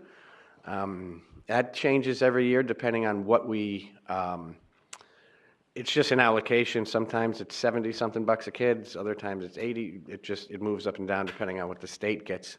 We also get now I use Title III funds to pay for outreach workers in the middle school because, again, these families, these students need support because our outreach workers are Spanish speakers. They need support just learning the American education system, learning about homework, learning what does this report card mean. So the outreach workers they work about 20 hours a week. I pay for interpreting, translation services through the Title III grant, after school programs. I supplement the summer school program with Title III. Try to get some professional development through Title III or the refugee grant, whatever we can make work. So we're just trying to service these students as best as we can, and I hope I at least explain my case of why I feel like we could do a better job of servicing them.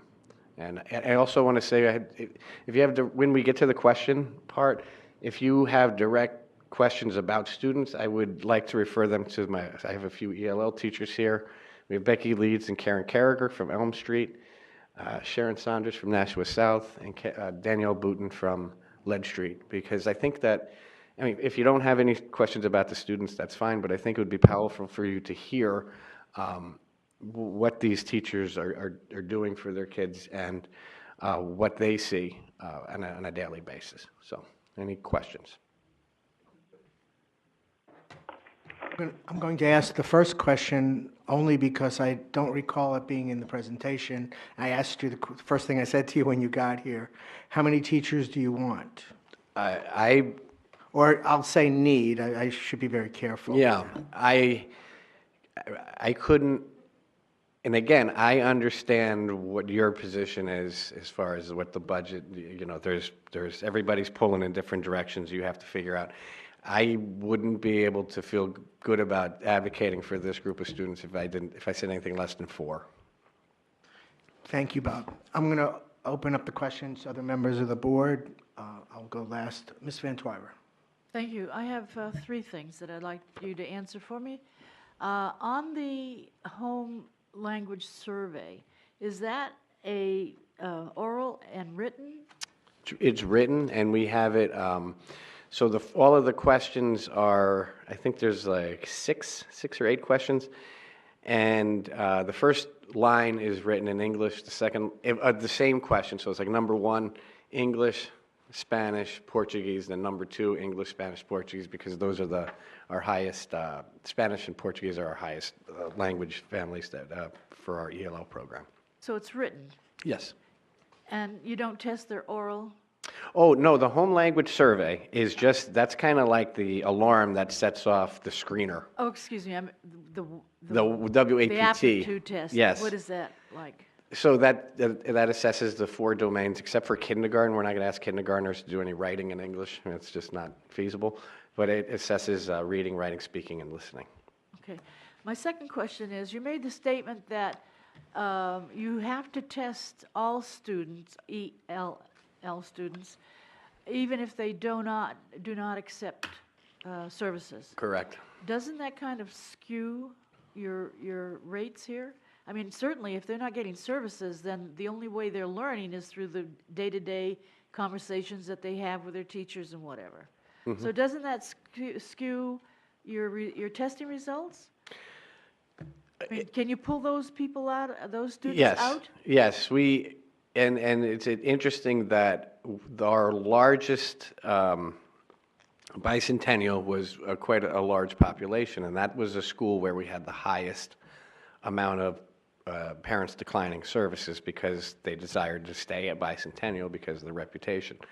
And we found that those students, actually, they were testing out at a rate of just as high as anyone else, and I believe that had to do with the socioeconomic situations at Bicentennial, where the parents are very supportive of their students. So it's nothing super clean with declining services and testing out as far as a causal kind of relationship. My third thing is a statement that it seems that these English language learners would have a big influence on the SBAC and iReady testing scores. Has that information been pulled out of those tests to see? The data that was what we were looking for, was to get the SBAC results just for the ELL population to see what that looked like. And you haven't done that yet? I wasn't able to get that for tonight. Again, Oh, I that can was send what you were going to supply us? Exactly. How about iReady data? We decided to go with SBAC because it sounded, when the folks that I was working with, that would have been a cleaner kind of data collection instead of the iReady. Okay, thank you.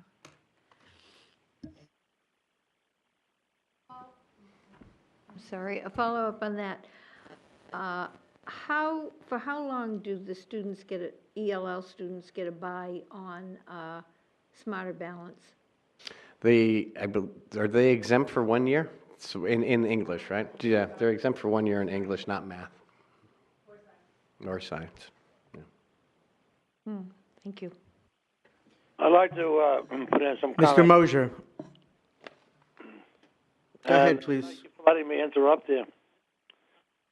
But, Bob, I know the problem that exists with, getting the students to learn a language.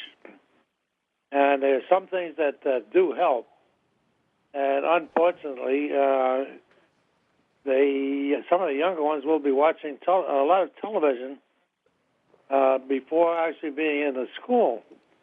And they will learn some things from some of the children's programs, like Sesame Street, and like my kids did with the electric company and some of the others. But one of the problems that exists in getting these children to learn properly is to have, like you have there, a good teacher. My wife was a volunteer interpreter for the court for a short while, and she also was a volunteer in Amherst Streets. And one of our friends was Mrs. Middleton, who retired. She's also a interpreter. And some of the other teachers that were there that my wife had worked with. One of the things that is a hindrance is that these children sometimes come from a family that, though they speak Spanish, their Spanish is not what you would call a good Spanish.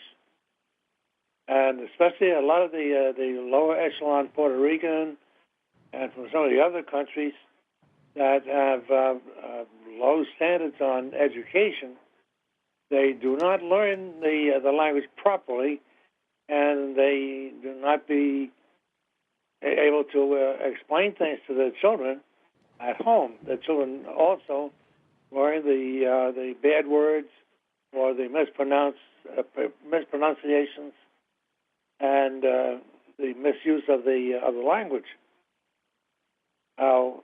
Every once in a while, I like to brag a little bit. My younger daughter went to South America and worked as an interpreter for a church group that was building a church in Ecuador.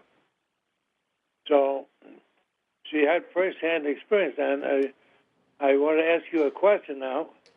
How do you feel about immersion, where over a period of a day or hours, that the only language that's spoken is Spanish, and when a mistake is made, that it is corrected, so that now the student has a a better idea of the beauty of the language, and can properly understand it, understand the meanings, the verbs, and the colloquialisms and the inferences that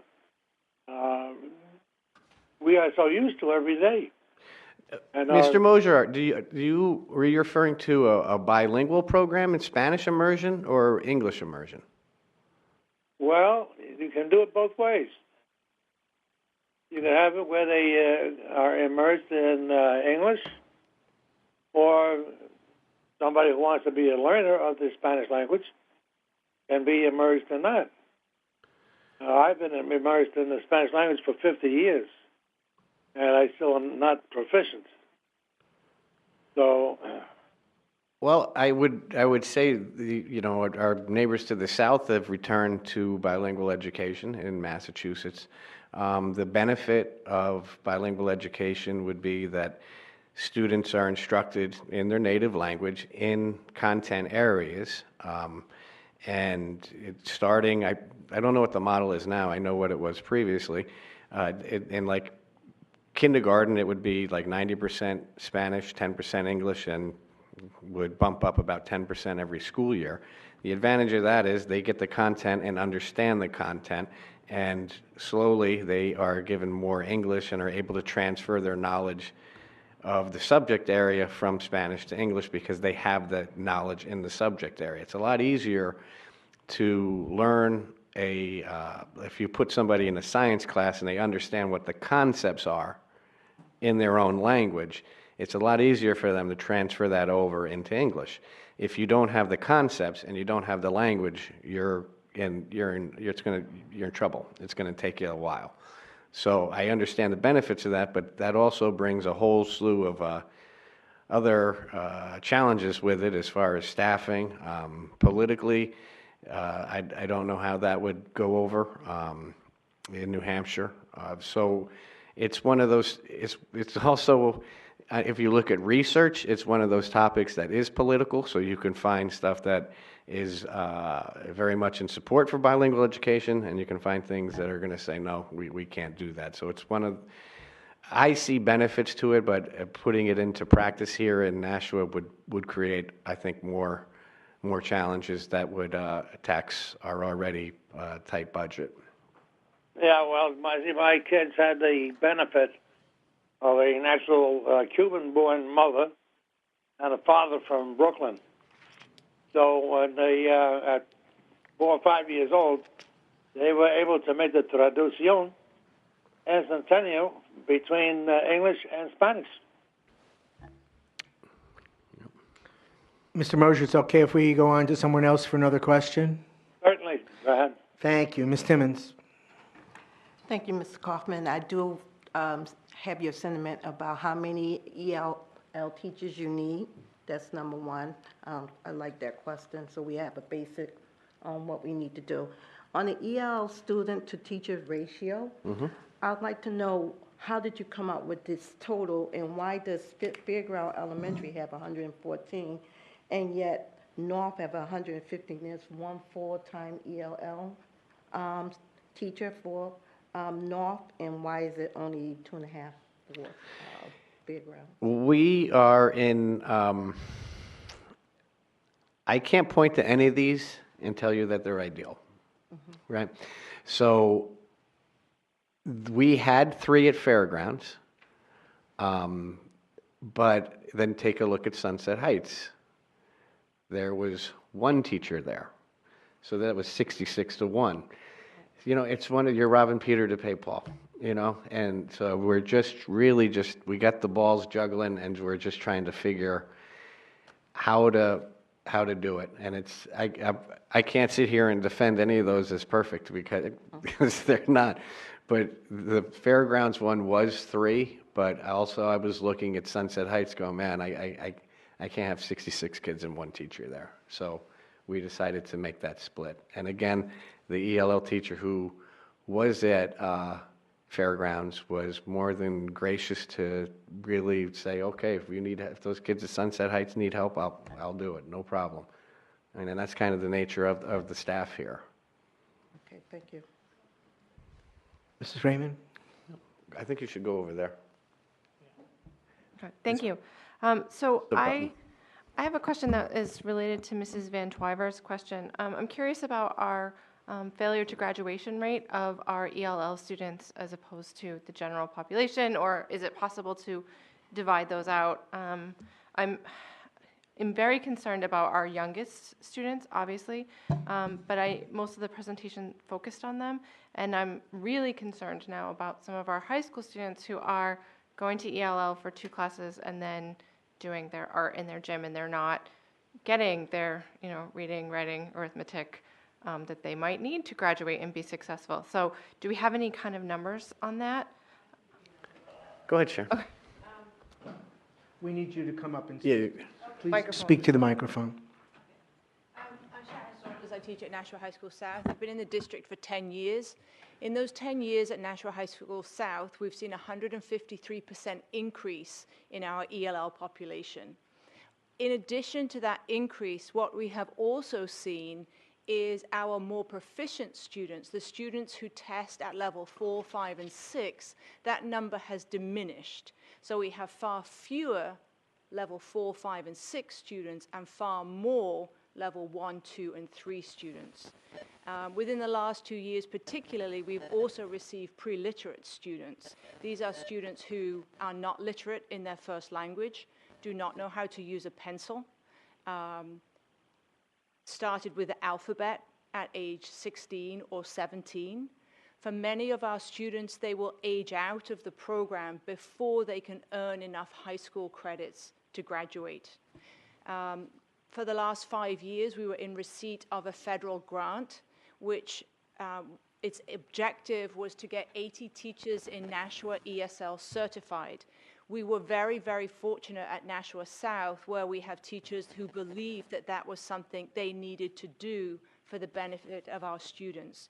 We have teachers in math, science, and social studies who are ELL certified, and in the last 2 years, we have been able to write high school courses for level 1 and 2 students in ELL. So we have ELL math, we have ELL science and ELL physical science, and we have ELL world studies.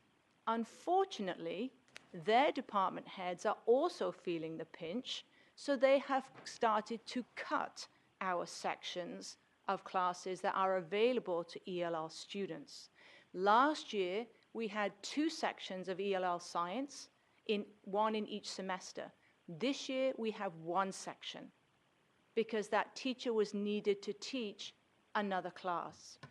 Equally, in addition, we use Title III funds to write coursework for ELL Math 2. So our students who had been successful in ELL Math but were not yet ready to enter the mainstream and take pre-algebra or algebra classes could take ELL Math 2 to get them to the stage that they needed to be. Unfortunately, we have not been able to bring that program to the Board of Education or even have that program run because our math teachers, the numbers of our math teachers at the high school is also in decline. So we're robbing Peter to pay Paul. So we have teachers who are certified and who want to teach this population but cannot teach the population. So at the high school level, although our minutes look good because we have block scheduling, I have students who are, they go to gym and art and crafts. Okay, our gym and art and crafts teachers are phenomenal because they will bend over backwards to help our students, but they know that our students are not learning the English language. So we are not servicing them to be able to give them what they need to graduate. So many of our students will age out before they will graduate. Hope that answered your question. Almost. I'm just curious about percentages or numbers. I don't have percentages on the graduation rate because many of our students obviously do graduate. It may take them 5 or 6 years to graduate as opposed to the 4 years that we expect. But particularly in the last 3 years where we've seen that increase in our level 1, 2, and 3 students, they are the students now where we're starting to see students age out. So that would be interesting data for me to track. So, Ms. Raymond, when I gather the other data about the SBAC, I will try to get the ELL graduation rate data as well. Thank you. I'm not looking to make extra work. No, it's I'm fine. I'm curious, as we're talking about graduation rates at a recent meeting, I'm curious about how our ELL is impacting those numbers. Okay. So it's not, immediate need. Okay, so Ms. Timmons, I know you have your hand. I would like to hear from either or both of our guests if they have something to contribute. You came up to the microphone, so I'm hoping you have something to say.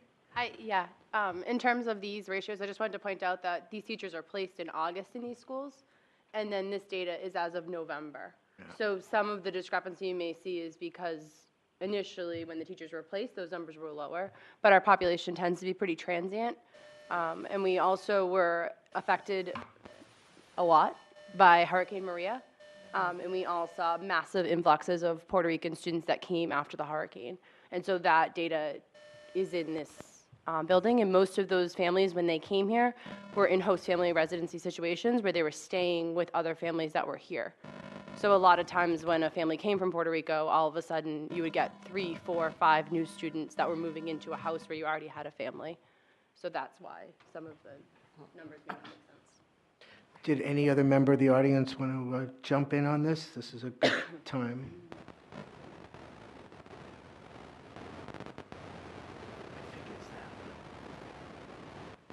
Hi, good evening. Thank you for having us. I'm Karen Carragher, and I'm one of the ELL teachers at Elm Street Middle School. So you have elementary, middle, and high school here.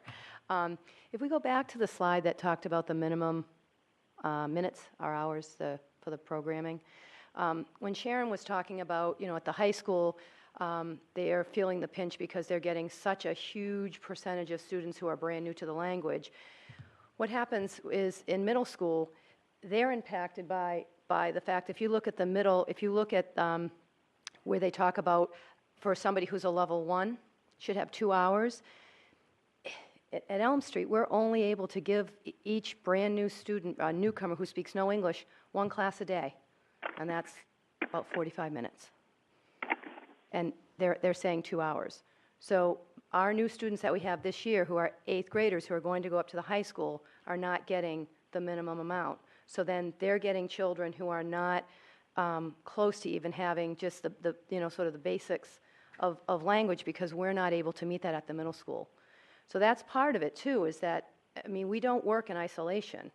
Whatever, because we get children from Ledge, so whatever is happening at Danielle's school, and somebody had mentioned earlier, whatever's happening in society finds its way into school, definitely with immigrant and refugee populations.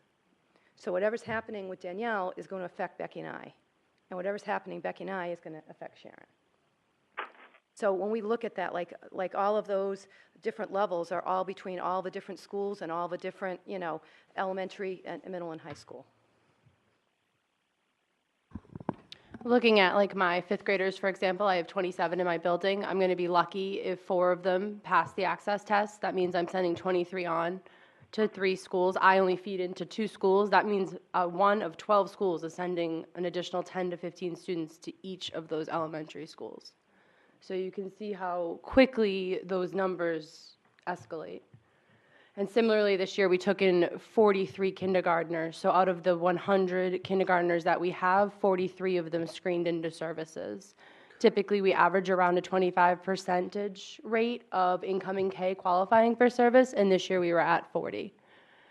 And I'm not servicing 90% of those children at the recommended minutes, which speaks to your point earlier about you just keep perpetuating the problem because they're not getting the service early on.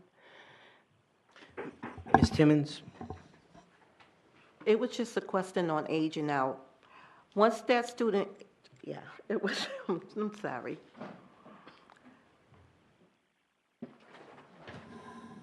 That's okay, we're used to juggling. That's okay. Once that student ages out, do you have any idea what happened after that point? We normally try to work with the student in the last kind of semester at high school. They're aware of the fact that they're going to age out. We let them know that early on. So for example, if a student registers at the high school at 19, we know that in the 3 years that they have, then they're not going to be able to gain enough credits. So we do work with the student, and we try to work with the student and the family We have a wonderful ELL outreach coordinator. That's a whole nother point we might want to talk about. When I started in the district, we had about 120 students between Nashua North and Nashua South. We now have nearly 160 just at Nashua South, and our outreach coordinator is still part-time between the two schools. So as we talked about earlier, you can't have a crisis on a Monday or a Wednesday because she's not here on those days. So we do, but going back to aging out of the system, we do work with the students and their families to guide them towards adult education or talk to them about their kind of post-21 options. Thank you. Ms. Van Twyver. Thank you. Ms. Chopra, I've heard your talk many times in a budget meeting, and I cannot say that, I can say that this has been the most eye-opening presentation for me on ELL. So I'm getting sympathetic with you. But you know, my concern is reading and writing at grade level. And if these children can't read English or can't speak English or whatever, they're not going to be able to learn very much. So I'm wondering, between grades kindergarten and maybe preschool through third grade, is there any way that you can increase the number of minutes that they have on your? Well, I mean, it's critical. yeah, Believe it me, is. It is critical. And, you know, and it's critical. That's exactly right. And that's why I brought this slide up. Because if I didn't have these teachers here and we just looked at those numbers, it's, oh, wow, those numbers are no good. But with the teachers here, you get to hear that these numbers are kids. They're impacting kids that aren't getting serviced and are not learning, and they won't learn because they're not going to have those base skills that they need. These guys need support. The kids need support. Me and us, all of us just sitting here looking at ratios, that's great. But behind those numbers are kids that are being left behind that need more support. And that's going to, and it's kind of like what Karen says, one domino hits another domino, hits another domino. And it just keeps impacting not just the ELO program, it impacts the schools, no matter what school they're in. So is there a way to figure out how to get the kids more support? We have, we've tried to figure everything out. And, you know, and that's why I included in your packet the little email from the principals, because I wanted you to see that there was support from them as well, saying, you know, these guys need as much help as they can get. But I don't have any magic pixie dust to figure out a way to provide them with the support they need with what we currently have. Well, you've got a deficiency, service minute deficiency here. Yeah. Tell me what it was, what you're asking for. Your budgets look terribly paltry too, as far as I'm concerned. Yep. But. And it's like I said, this has been, you know, with the changes with the access test over the last 2 years, that's kind of ballooned our numbers. But how many years have last year I was lucky enough to get one teacher through the budget process, but it seemed like every year I would come and do my pitch, and when things got tighter, it was, well, ELL is not your year, and it would be pushed, and it was pushed. And now we're paying the piper, you know, and we've got to figure something out. Well, I think the whole district is paying a piper because they can't learn. Yeah. I mean. Right. I mean, and waiting until high school is ridiculous. Yeah. So I think the emphasis, it would be nice, of course, I'm grades kindergarten through third grade. Yeah. But what's interesting though, before they changed the access test to the online and then changed the standards last year, third grade was the watershed. That was where we were testing out almost 50% of our kids in third grade. Our teachers didn't change the way they were teaching, you know. But once they changed to online and then the new standards, the kids aren't reaching it and they're not getting out. That's why we were able to kind of tread water for quite a bit, because we were getting the kids out in third grade and they were testing out as proficient. We were really doing a good job. And the last 2 years with the changes to the assessment, not the instruction, has really put us behind the 8 ball. So, and is it WIDA that did the assessment? Yeah. Yes. Do you have confidence that it's a good test? So I'm a part of the advisory board for the state, the ELL advisory board for New Hampshire, and we had this discussion about, you know, the changes with the assessment itself and what we could do about it. And one of the ideas, well, why don't we just lower the cut score, so, you know, more kids can test out. And around the state, and I couldn't argue with anybody, they said, well, the data that we have is no good anyway. So we can't base anything off of what we have, because the first year it was kids weren't comfortable with technology. Second year is they changed the standards. And then the third, you know, thing on top of all this is, because it's an online test and it's not scored locally, a lot of kids' scores are, they mysteriously missing speaking scores. They're missing writing score. Like, we don't even know what's going on or why we're getting these results. And it's not just Nashua, it's the entire state. So when we look at it from a state level to try to figure out, you know, what to do with this new situation we're in, we can't do anything with the data because it's not any good. Sounds like you should go back to the written one. It would be, yeah, well. But the thing is, you know, I get, we have to get, by keeping this group of students on paper and pencil, I don't think that does them any favors either, because we're, you know, paper and pencil is not where the world's going. They need to be proficient with, I get that, like, I want them to be able to proficient, you know? But teaching them a language doesn't require Yeah. their computer skills. There are other departments that can teach them that. Yeah, Well, thank you very much. you're welcome. Ms. Raymond? Thank you. I don't want to keep people because I know it's late. I'm just curious, we've been talking a lot about Spanish, and I know Massachusetts is doing bilingual. New York does bilingual, which is where I'm from, so this is new to me to try and teach kids English without speaking their native tongue. I'm curious, how many languages are we talking about? Does anyone know? 62. 67? 67, I think this is 62, is 67? 67. Okay. And do we have interpreters for those families? What do we do when we need to talk to mom and dad about, you know, how their kids are doing? What we do have a number of interpreters that I hire, and it's just an as-needed basis only. I don't come close to covering every language that we have. So if it's a language that we don't have an interpreter for, we can contract with the language bank in Concord, which is a minimum of $99. It's for 2 hours, no matter what. If you have a 10-minute meeting, it's $99. And we also contract with Multilingual from Massachusetts, and that's over the phone interpreting.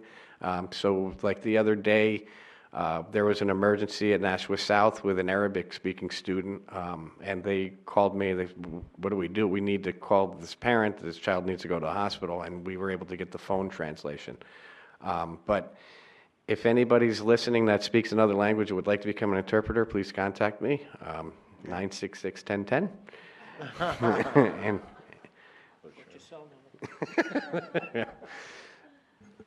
Any other board, Mrs. Oden? Thank you. We have 4 schools that do not have an ELL teacher.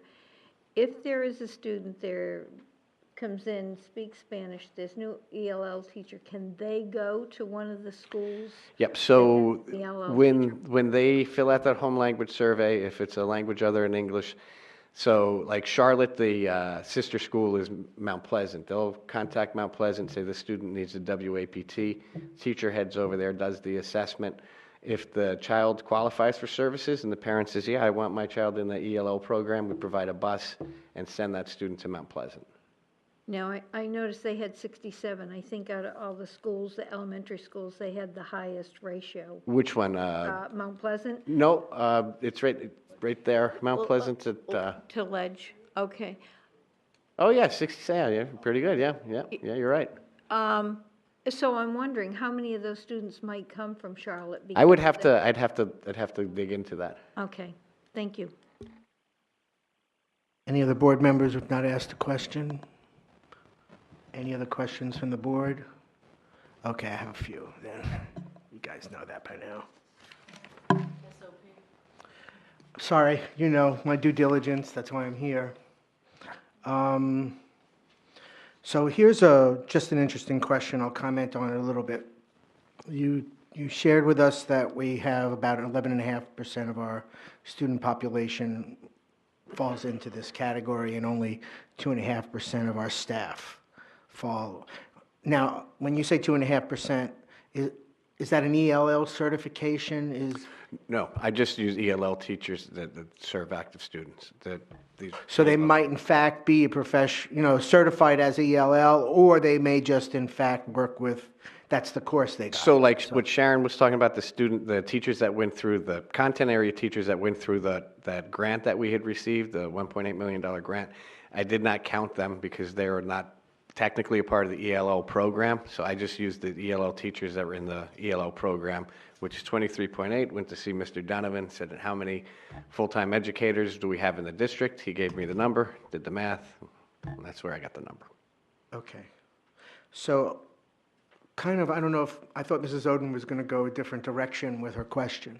So of the 4 schools on this list that do not have any direct ELL support, the 4 positions that you're asking for, are you planning on putting them there, or No. you're going after the big numbers? No, I wouldn't even, I mean, that's its own issue. I would try to plug the dam at some of the schools that we're already in and before we address those. Okay.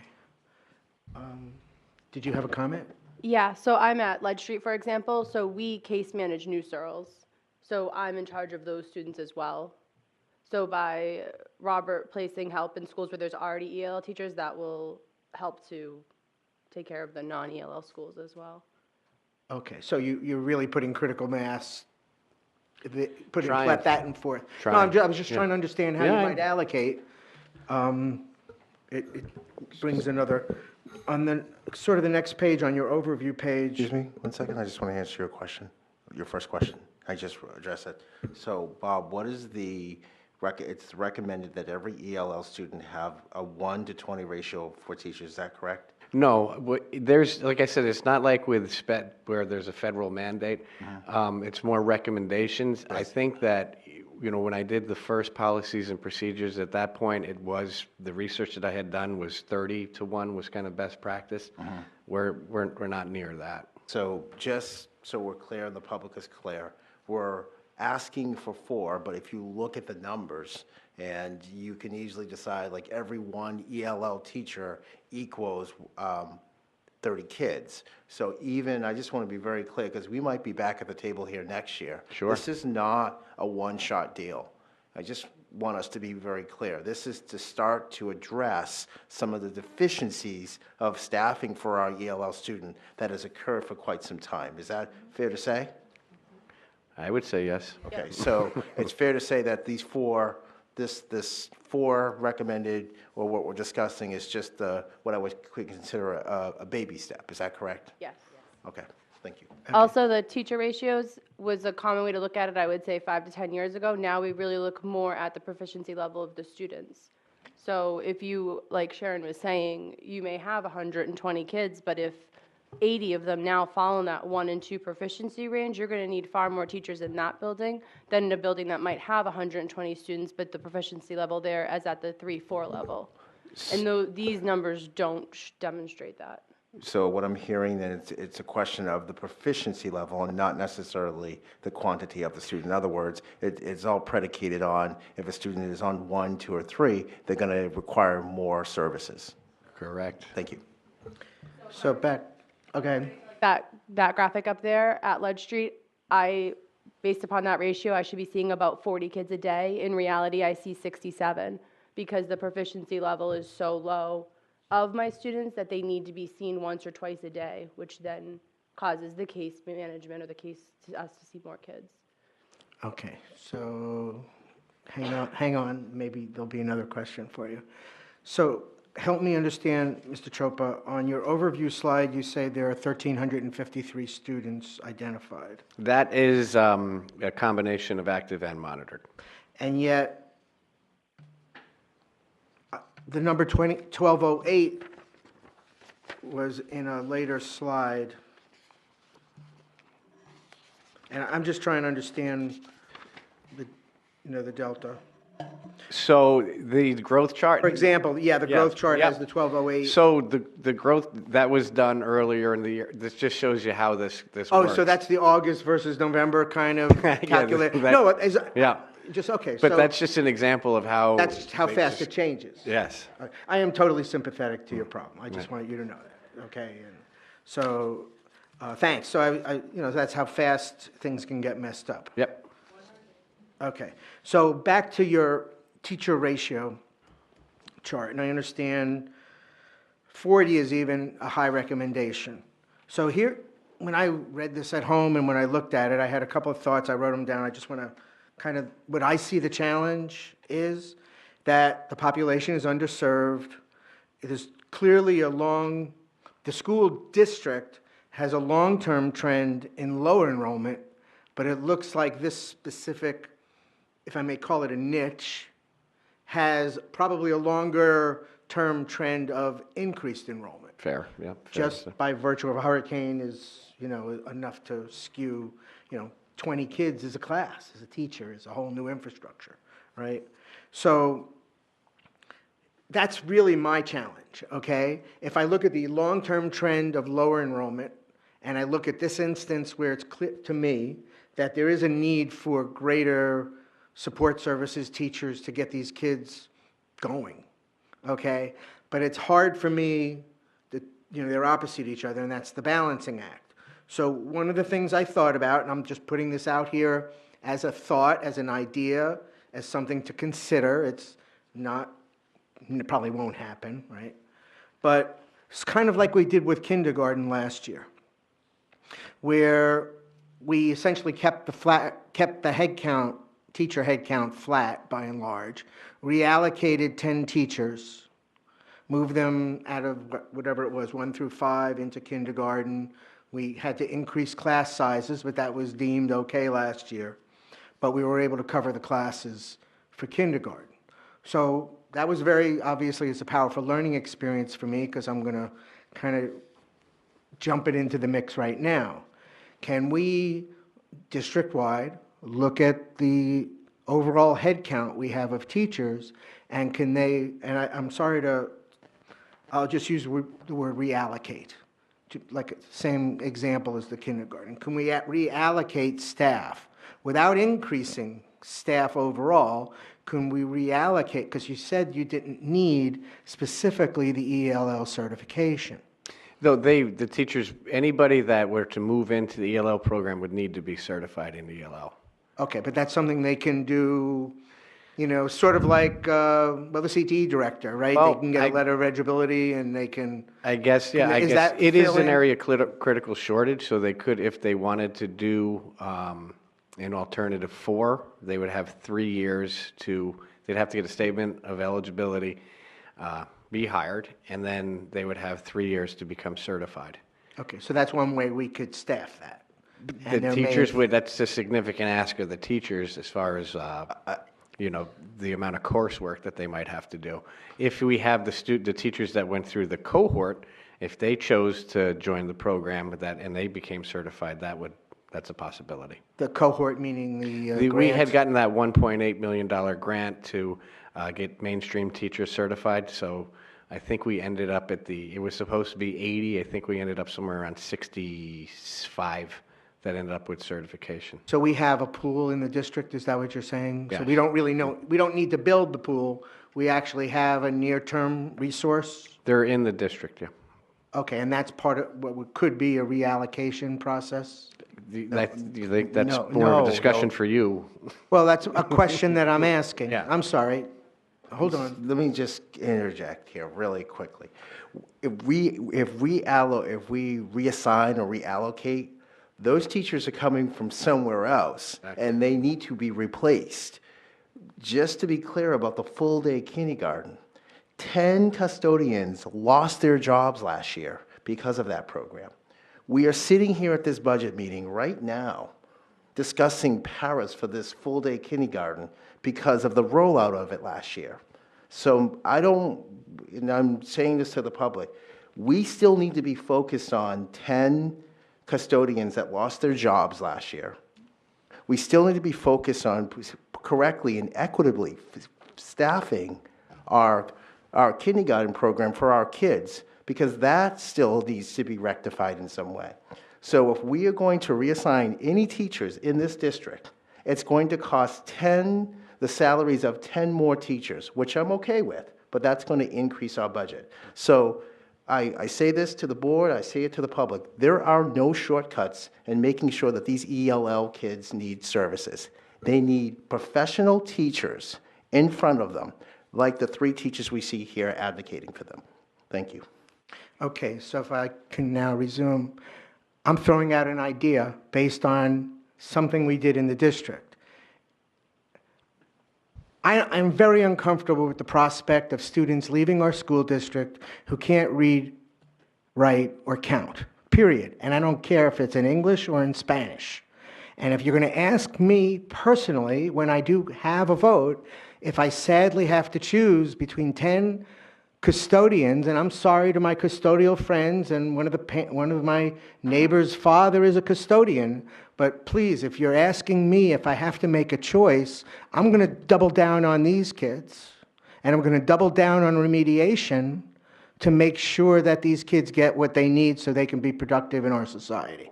That's me, that's one vote. You can start the hate mail, I really don't care. So, but I just want to complete my point here.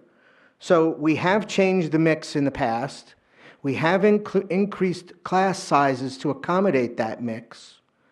The precedent has been set, knowing that we have a pool of I don't know how many are actively involved in the ELL of that 60 that you mentioned, but there is a pool of people. And I just think it's not an easy decision by any means, but it's certainly something that deserves to be considered. Now, I think we once asked you in the past about a letter to the state opting out of the cut or changing the cut score. I don't remember. Maybe you can refresh my memory, and then I'll ask if you sent the letter, or is it coming from us? Or It was sent by, I think that was Mr. Conrad at the time. Okay. Or it was Miss Zeem at the time. She Okay, was the board president chair. of the school board Okay. when that was sent, and I do not know what the response, I don't know what the response was to that. So maybe we just need to send a new one? And that was in regard to basically kind of what I had said before is if we were testing out, the impetus behind that email was if we were testing out 19% of our kids and the mode of assessment changed, why can't we just take the top 19% of our kids, whatever they scored, and use that as a cut score? I don't see that moving anywhere, especially like when I mentioned the ELL advisory board we had the conversation, and we don't have, the data is so loopy from missing scores and all these different factors. I don't, even advocates that understand where we are from ELL folks all across the state aren't comfortable with using the data that we have to make changes. So I don't know how far that would go, to be honest. I have another observation about the minutes. It's really kind of crazy. You have a 45-minute schedule, so you're 15 minutes short all over the board. So, and I'm not advocating changing the length of a class in elementary school, but, you know, I don't know, 45 minutes, it's an hour and a half, I don't know. Maybe you can double up those classes and boost the minutes, but then you'd get an hour and a half, you'd still be 30 minutes short, but you won't be Well, 150. middle school is different, though, Yeah. because in elementary school, you have an entire day. In middle school, you have an entire day that's divided into 7 periods. So because we have 107 students and 2 teachers at Elm Street, about 20 to 30% of our population are what we call newcomers. I only see them 45 minutes a day because my other classes are so big that I have a class of 17. I should have a class of 6. If we're really going to be talking about intervention, you don't do intervention with double digits. And pretty much all my classes are double digits, and I'm not the only one. And so, you know, I also have to worry about access testing. So in my class of 17, what percentage are close to testing out? I can't add children who are brand new into that class of 17 when I'm trying to get these guys to test out because I need to give these guys minutes. I have to be fair, but it's an unfair system right now. And that's how we're all feeling. We all have stories like that. So it sounds that way until you walk through the day and then you realize that's not going to work, because we need to try to test children out so that we can have the children that are coming from Ledge, I have space for them.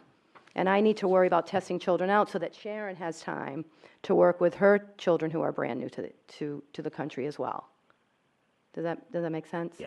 So that's what the problem is that we just don't have enough time in the day because there aren't enough of us.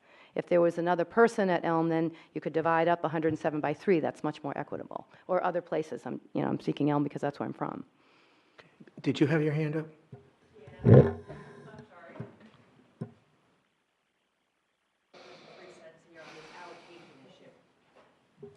Jackie Lesser, I'm from South. I'm one of the teachers who went through the ELL certification cohort. I'm actually in the math department.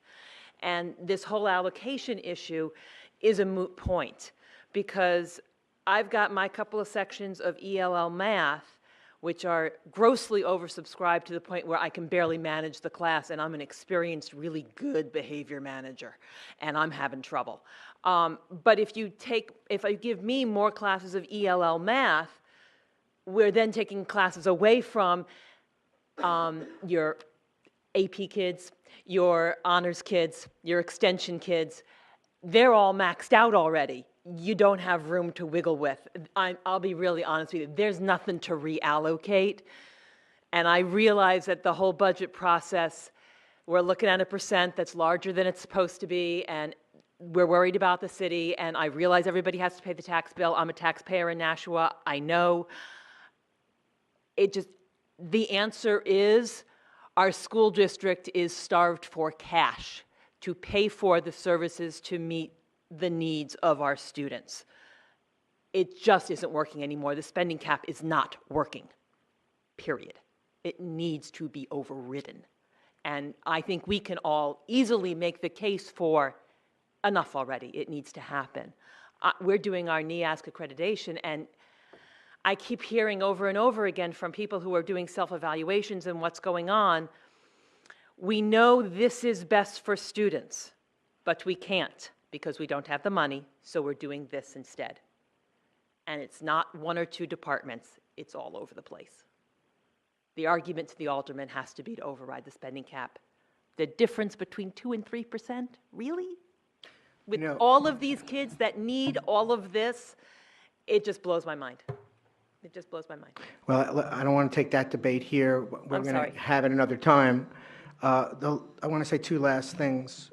I believe that this ELL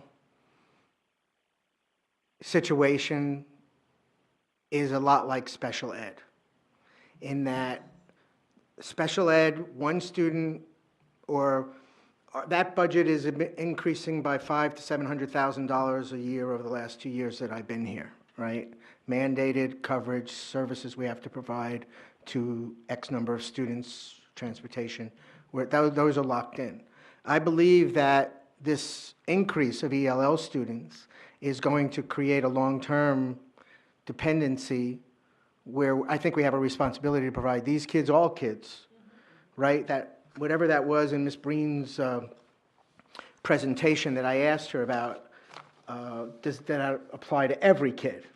And I would argue that it should apply to every kid, and the special education law might carve it out for them, state it, but I think every kid deserves a free and adequate education, whatever the terminology is. So I think we have to look at this for the crisis, if I dare. I don't know how, I would be jumping out of my skin. Yeah, I think Dr. Mosley said it best. It's not going to be a one-year fix. I mean, this is going to be an ongoing kind of Right. thing. My last question has to do with remediation.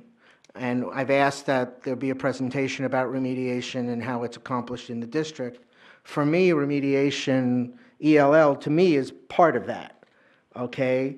I don't know if it's carved out and it's separate, and I don't know. But when we have that conversation about remediation, for me, it should include ELL. unless maybe I'm wrong about that. Because what was your budget, $148,000? Right, that's. Yeah, to me, that's absurd. That's ridiculous. It's too low. Okay? I told you I was sympathetic. What, can I get you any more money? I have no idea. Okay? Well, it's good to ask. But the thing is, again, when $700,000 special ed got increased this year. So $200,000 or $300,000, double your budget, what would that mean to those students? I think we have to go there. I'll just say that. I don't know, sympathetic otherwise on the board. But I'll ask if there are any other board members who have any questions. Ms. Hohensee. I do. I'm trying to understand, where do you get the $148,000 for your yearly budget if you've got 23 teachers? That was, I got that from Paul. That number, obviously, unless we pay these teachers $500 each, does not include the teacher's salary, okay? Keep in mind, these teachers are embedded in the schools. Their salaries are in the schools. What we can do to give you a better answer there would be simply we'll take all the ELL teachers, we'll sort through the budget, we'll pull them out and say, okay, throw their salaries on top of the 147. Right. That's the cost of it, okay? I would say please do that. Hang on a second, Ms. Van Twyver. I just have a couple, a little bit more. And if this is just a tweak, whether it's 2, 4, or 6, or whatever we can afford, I'm wondering, is there another way to approach this in the interim? Can we do some after-school work where we just do ELL? Whether we have high school volunteers to help with language, or grandmothers coming in and reading stories, but... We do, actually, in just about all the schools have an after-school program Monday through Thursday for an hour for helping. We run them in our buildings for our children to stay after school and help them with homework, projects, test prep, whatever they need. Additional, like if they're children new to English, additional working with them on their English. So we do that currently. Get a stipend for that, I hope, or is that just volunteer? It's Title III funds. Yeah. Good. Yeah. Okay. And volunteer. Are you done? Yeah, I'm done. Ms. Van Twyver. I almost forgot my question. So that figure that looks so paltry is just for supplies or books or? Yeah, extra hours. That is not including teacher salaries. I had hoped that it was going to, whatever number that was going to be consistent with what SPED was presenting, but apparently that didn't happen. But yeah, that's extra, additional hours, materials, books, transportation, contracted services. Okay, thank you. Mrs. Oden. When you're doing that, I know that some schools have ELL paras. Could you include the para support and where that is? Thank you. Sure. I'm sorry, Ms. Van Twyver, were you done? Oh, yeah. Okay, Mr. Guarino. I just want to thank Mr. Chopa for this information and for all the information that you've given us. And I want to thank all your teachers for all your hard work and for enlightening us as to what is going on in our schools. And I, for one, am going to articulate this in the budget, and the message is going to get to the Board of Aldermen and the mayor about the needs of the schools, not just ELL, but also the special needs. So thank you very much. Any other board members have either a question for Mr. Chopa? I had something to say. Thank you, Mr. Mosier. And I won't drag it on either. I think that the ELL teachers, they should be commended for what they do. I understand and know from my own experience with, the students who have problem with the language and trying to get through to them, they can, at least, some of the adults that I've dealt with, just to get them so that they can pass their citizenship test is a really big hurdle. And I don't think that the city as a whole is aware of the necessity for the proper funding for quality education. We always talking, we hear in the newspaper all over, oh, quality education. Well, hey, it costs money to have a Cadillac rather than a Pinto. So, yes, I think that we have to look at the funding for the schools and have a go at it. And I've talked for years about the science and reading and math as the building blocks. But then you have these other kids that come in, and they've come in from all over the world. And what do?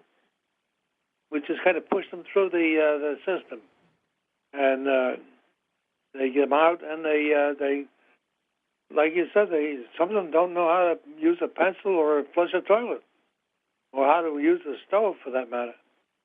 So we have to do something about it, and we need to get the proper funding out for our teachers. Thank you. Mrs. Oden? I just want to thank the teachers that came here tonight to support Bob, but to speak up for those kids who do not have a voice, and that's what you're doing tonight, and I certainly appreciate it. I know you have been here before, your faces are familiar, I know you have sat there quietly before, but thank you for contributing and educating us as to what the needs are of students that really do not have a voice. Thank you. And I think probably on behalf of all of us, I'd say just feel free to email us if you'd like to come and hear from the kids themselves and hear their stories from them and visit the schools and see the classrooms and see what it looks like. To hear us speak is powerful, but to see what the kids do day in and day out and how they continue to succeed with all of these obstacles in front of them, I mean, they're truly the ones that are fighting the battle every day. So please give us an email and come stop by. Any other board comments? Dr. Mosley? I'm good, thank you. Okay. So with that, I'll just say that, thank you so much for coming. We appreciate your information tonight, Mr. Chopa. Next meeting is a week from now, which will be Valentine's Day, February 14th. Here at, excuse me? You better bring chocolate. Maybe I will. Here at 6:30, non-instructional costs, including transportation, plant operations, curriculum, and the CTE program. Mr. Donovan, are we also going to have information about remediation? You at one time we talked about that. You said it was part of curriculum. That's my understanding. Okay, could you please ask whoever's doing that to break out those numbers, and if there's overlap with the ELL, just to see if the ELL, I just want to see if ELL touches the remediation or not. That'll just be a question. I'm not familiar with the remediation presentation, so. Okay, but I'll well, that's two of us. Okay, Ms. Van Toiver. May I request an updated schedule with the topics that you had requested that you're going to put on there? Yes, I'll send it over to Mr. Donovan. It's in the book. No, He said tonight that earlier he's gonna on, be- No, what he just mentioned is in your book, a schedule, and it lists all those items for next Wednesday. yes, Ms. Van Twyver is talking about what I spoke, if I may, Ms. Van Twyver, what I mentioned earlier about the 28th. I think that's what she was addressing. okay. Is that right, All right. Ms. Van Right. Twyver? For the 28th. And Yeah, could you not change next the week. date on the form, because I have two that say 28 January. At the They top of both the say form. 26, Or yes. the 26th of Yes. January, whatever. I have two of them that have the same date on them, and they're different. I'll talk to Tara. Thank you. Seeing nothing else, I move to adjourn. Second. if you could please call the roll. On the motion to adjourn, Mr. Mosher, Yes. Mrs. Oden, Yes. Mr. Kaufman, Yes. Ms. Raymond, Yes. Ms. Timmons, Yes. Ms. Hohensie, Yes. Ms. Van Twyver. Mr. Guarino, yes, motion carries. We are Are 9:30 PM Nashua time. Thank you. Good night, Bill. Good night.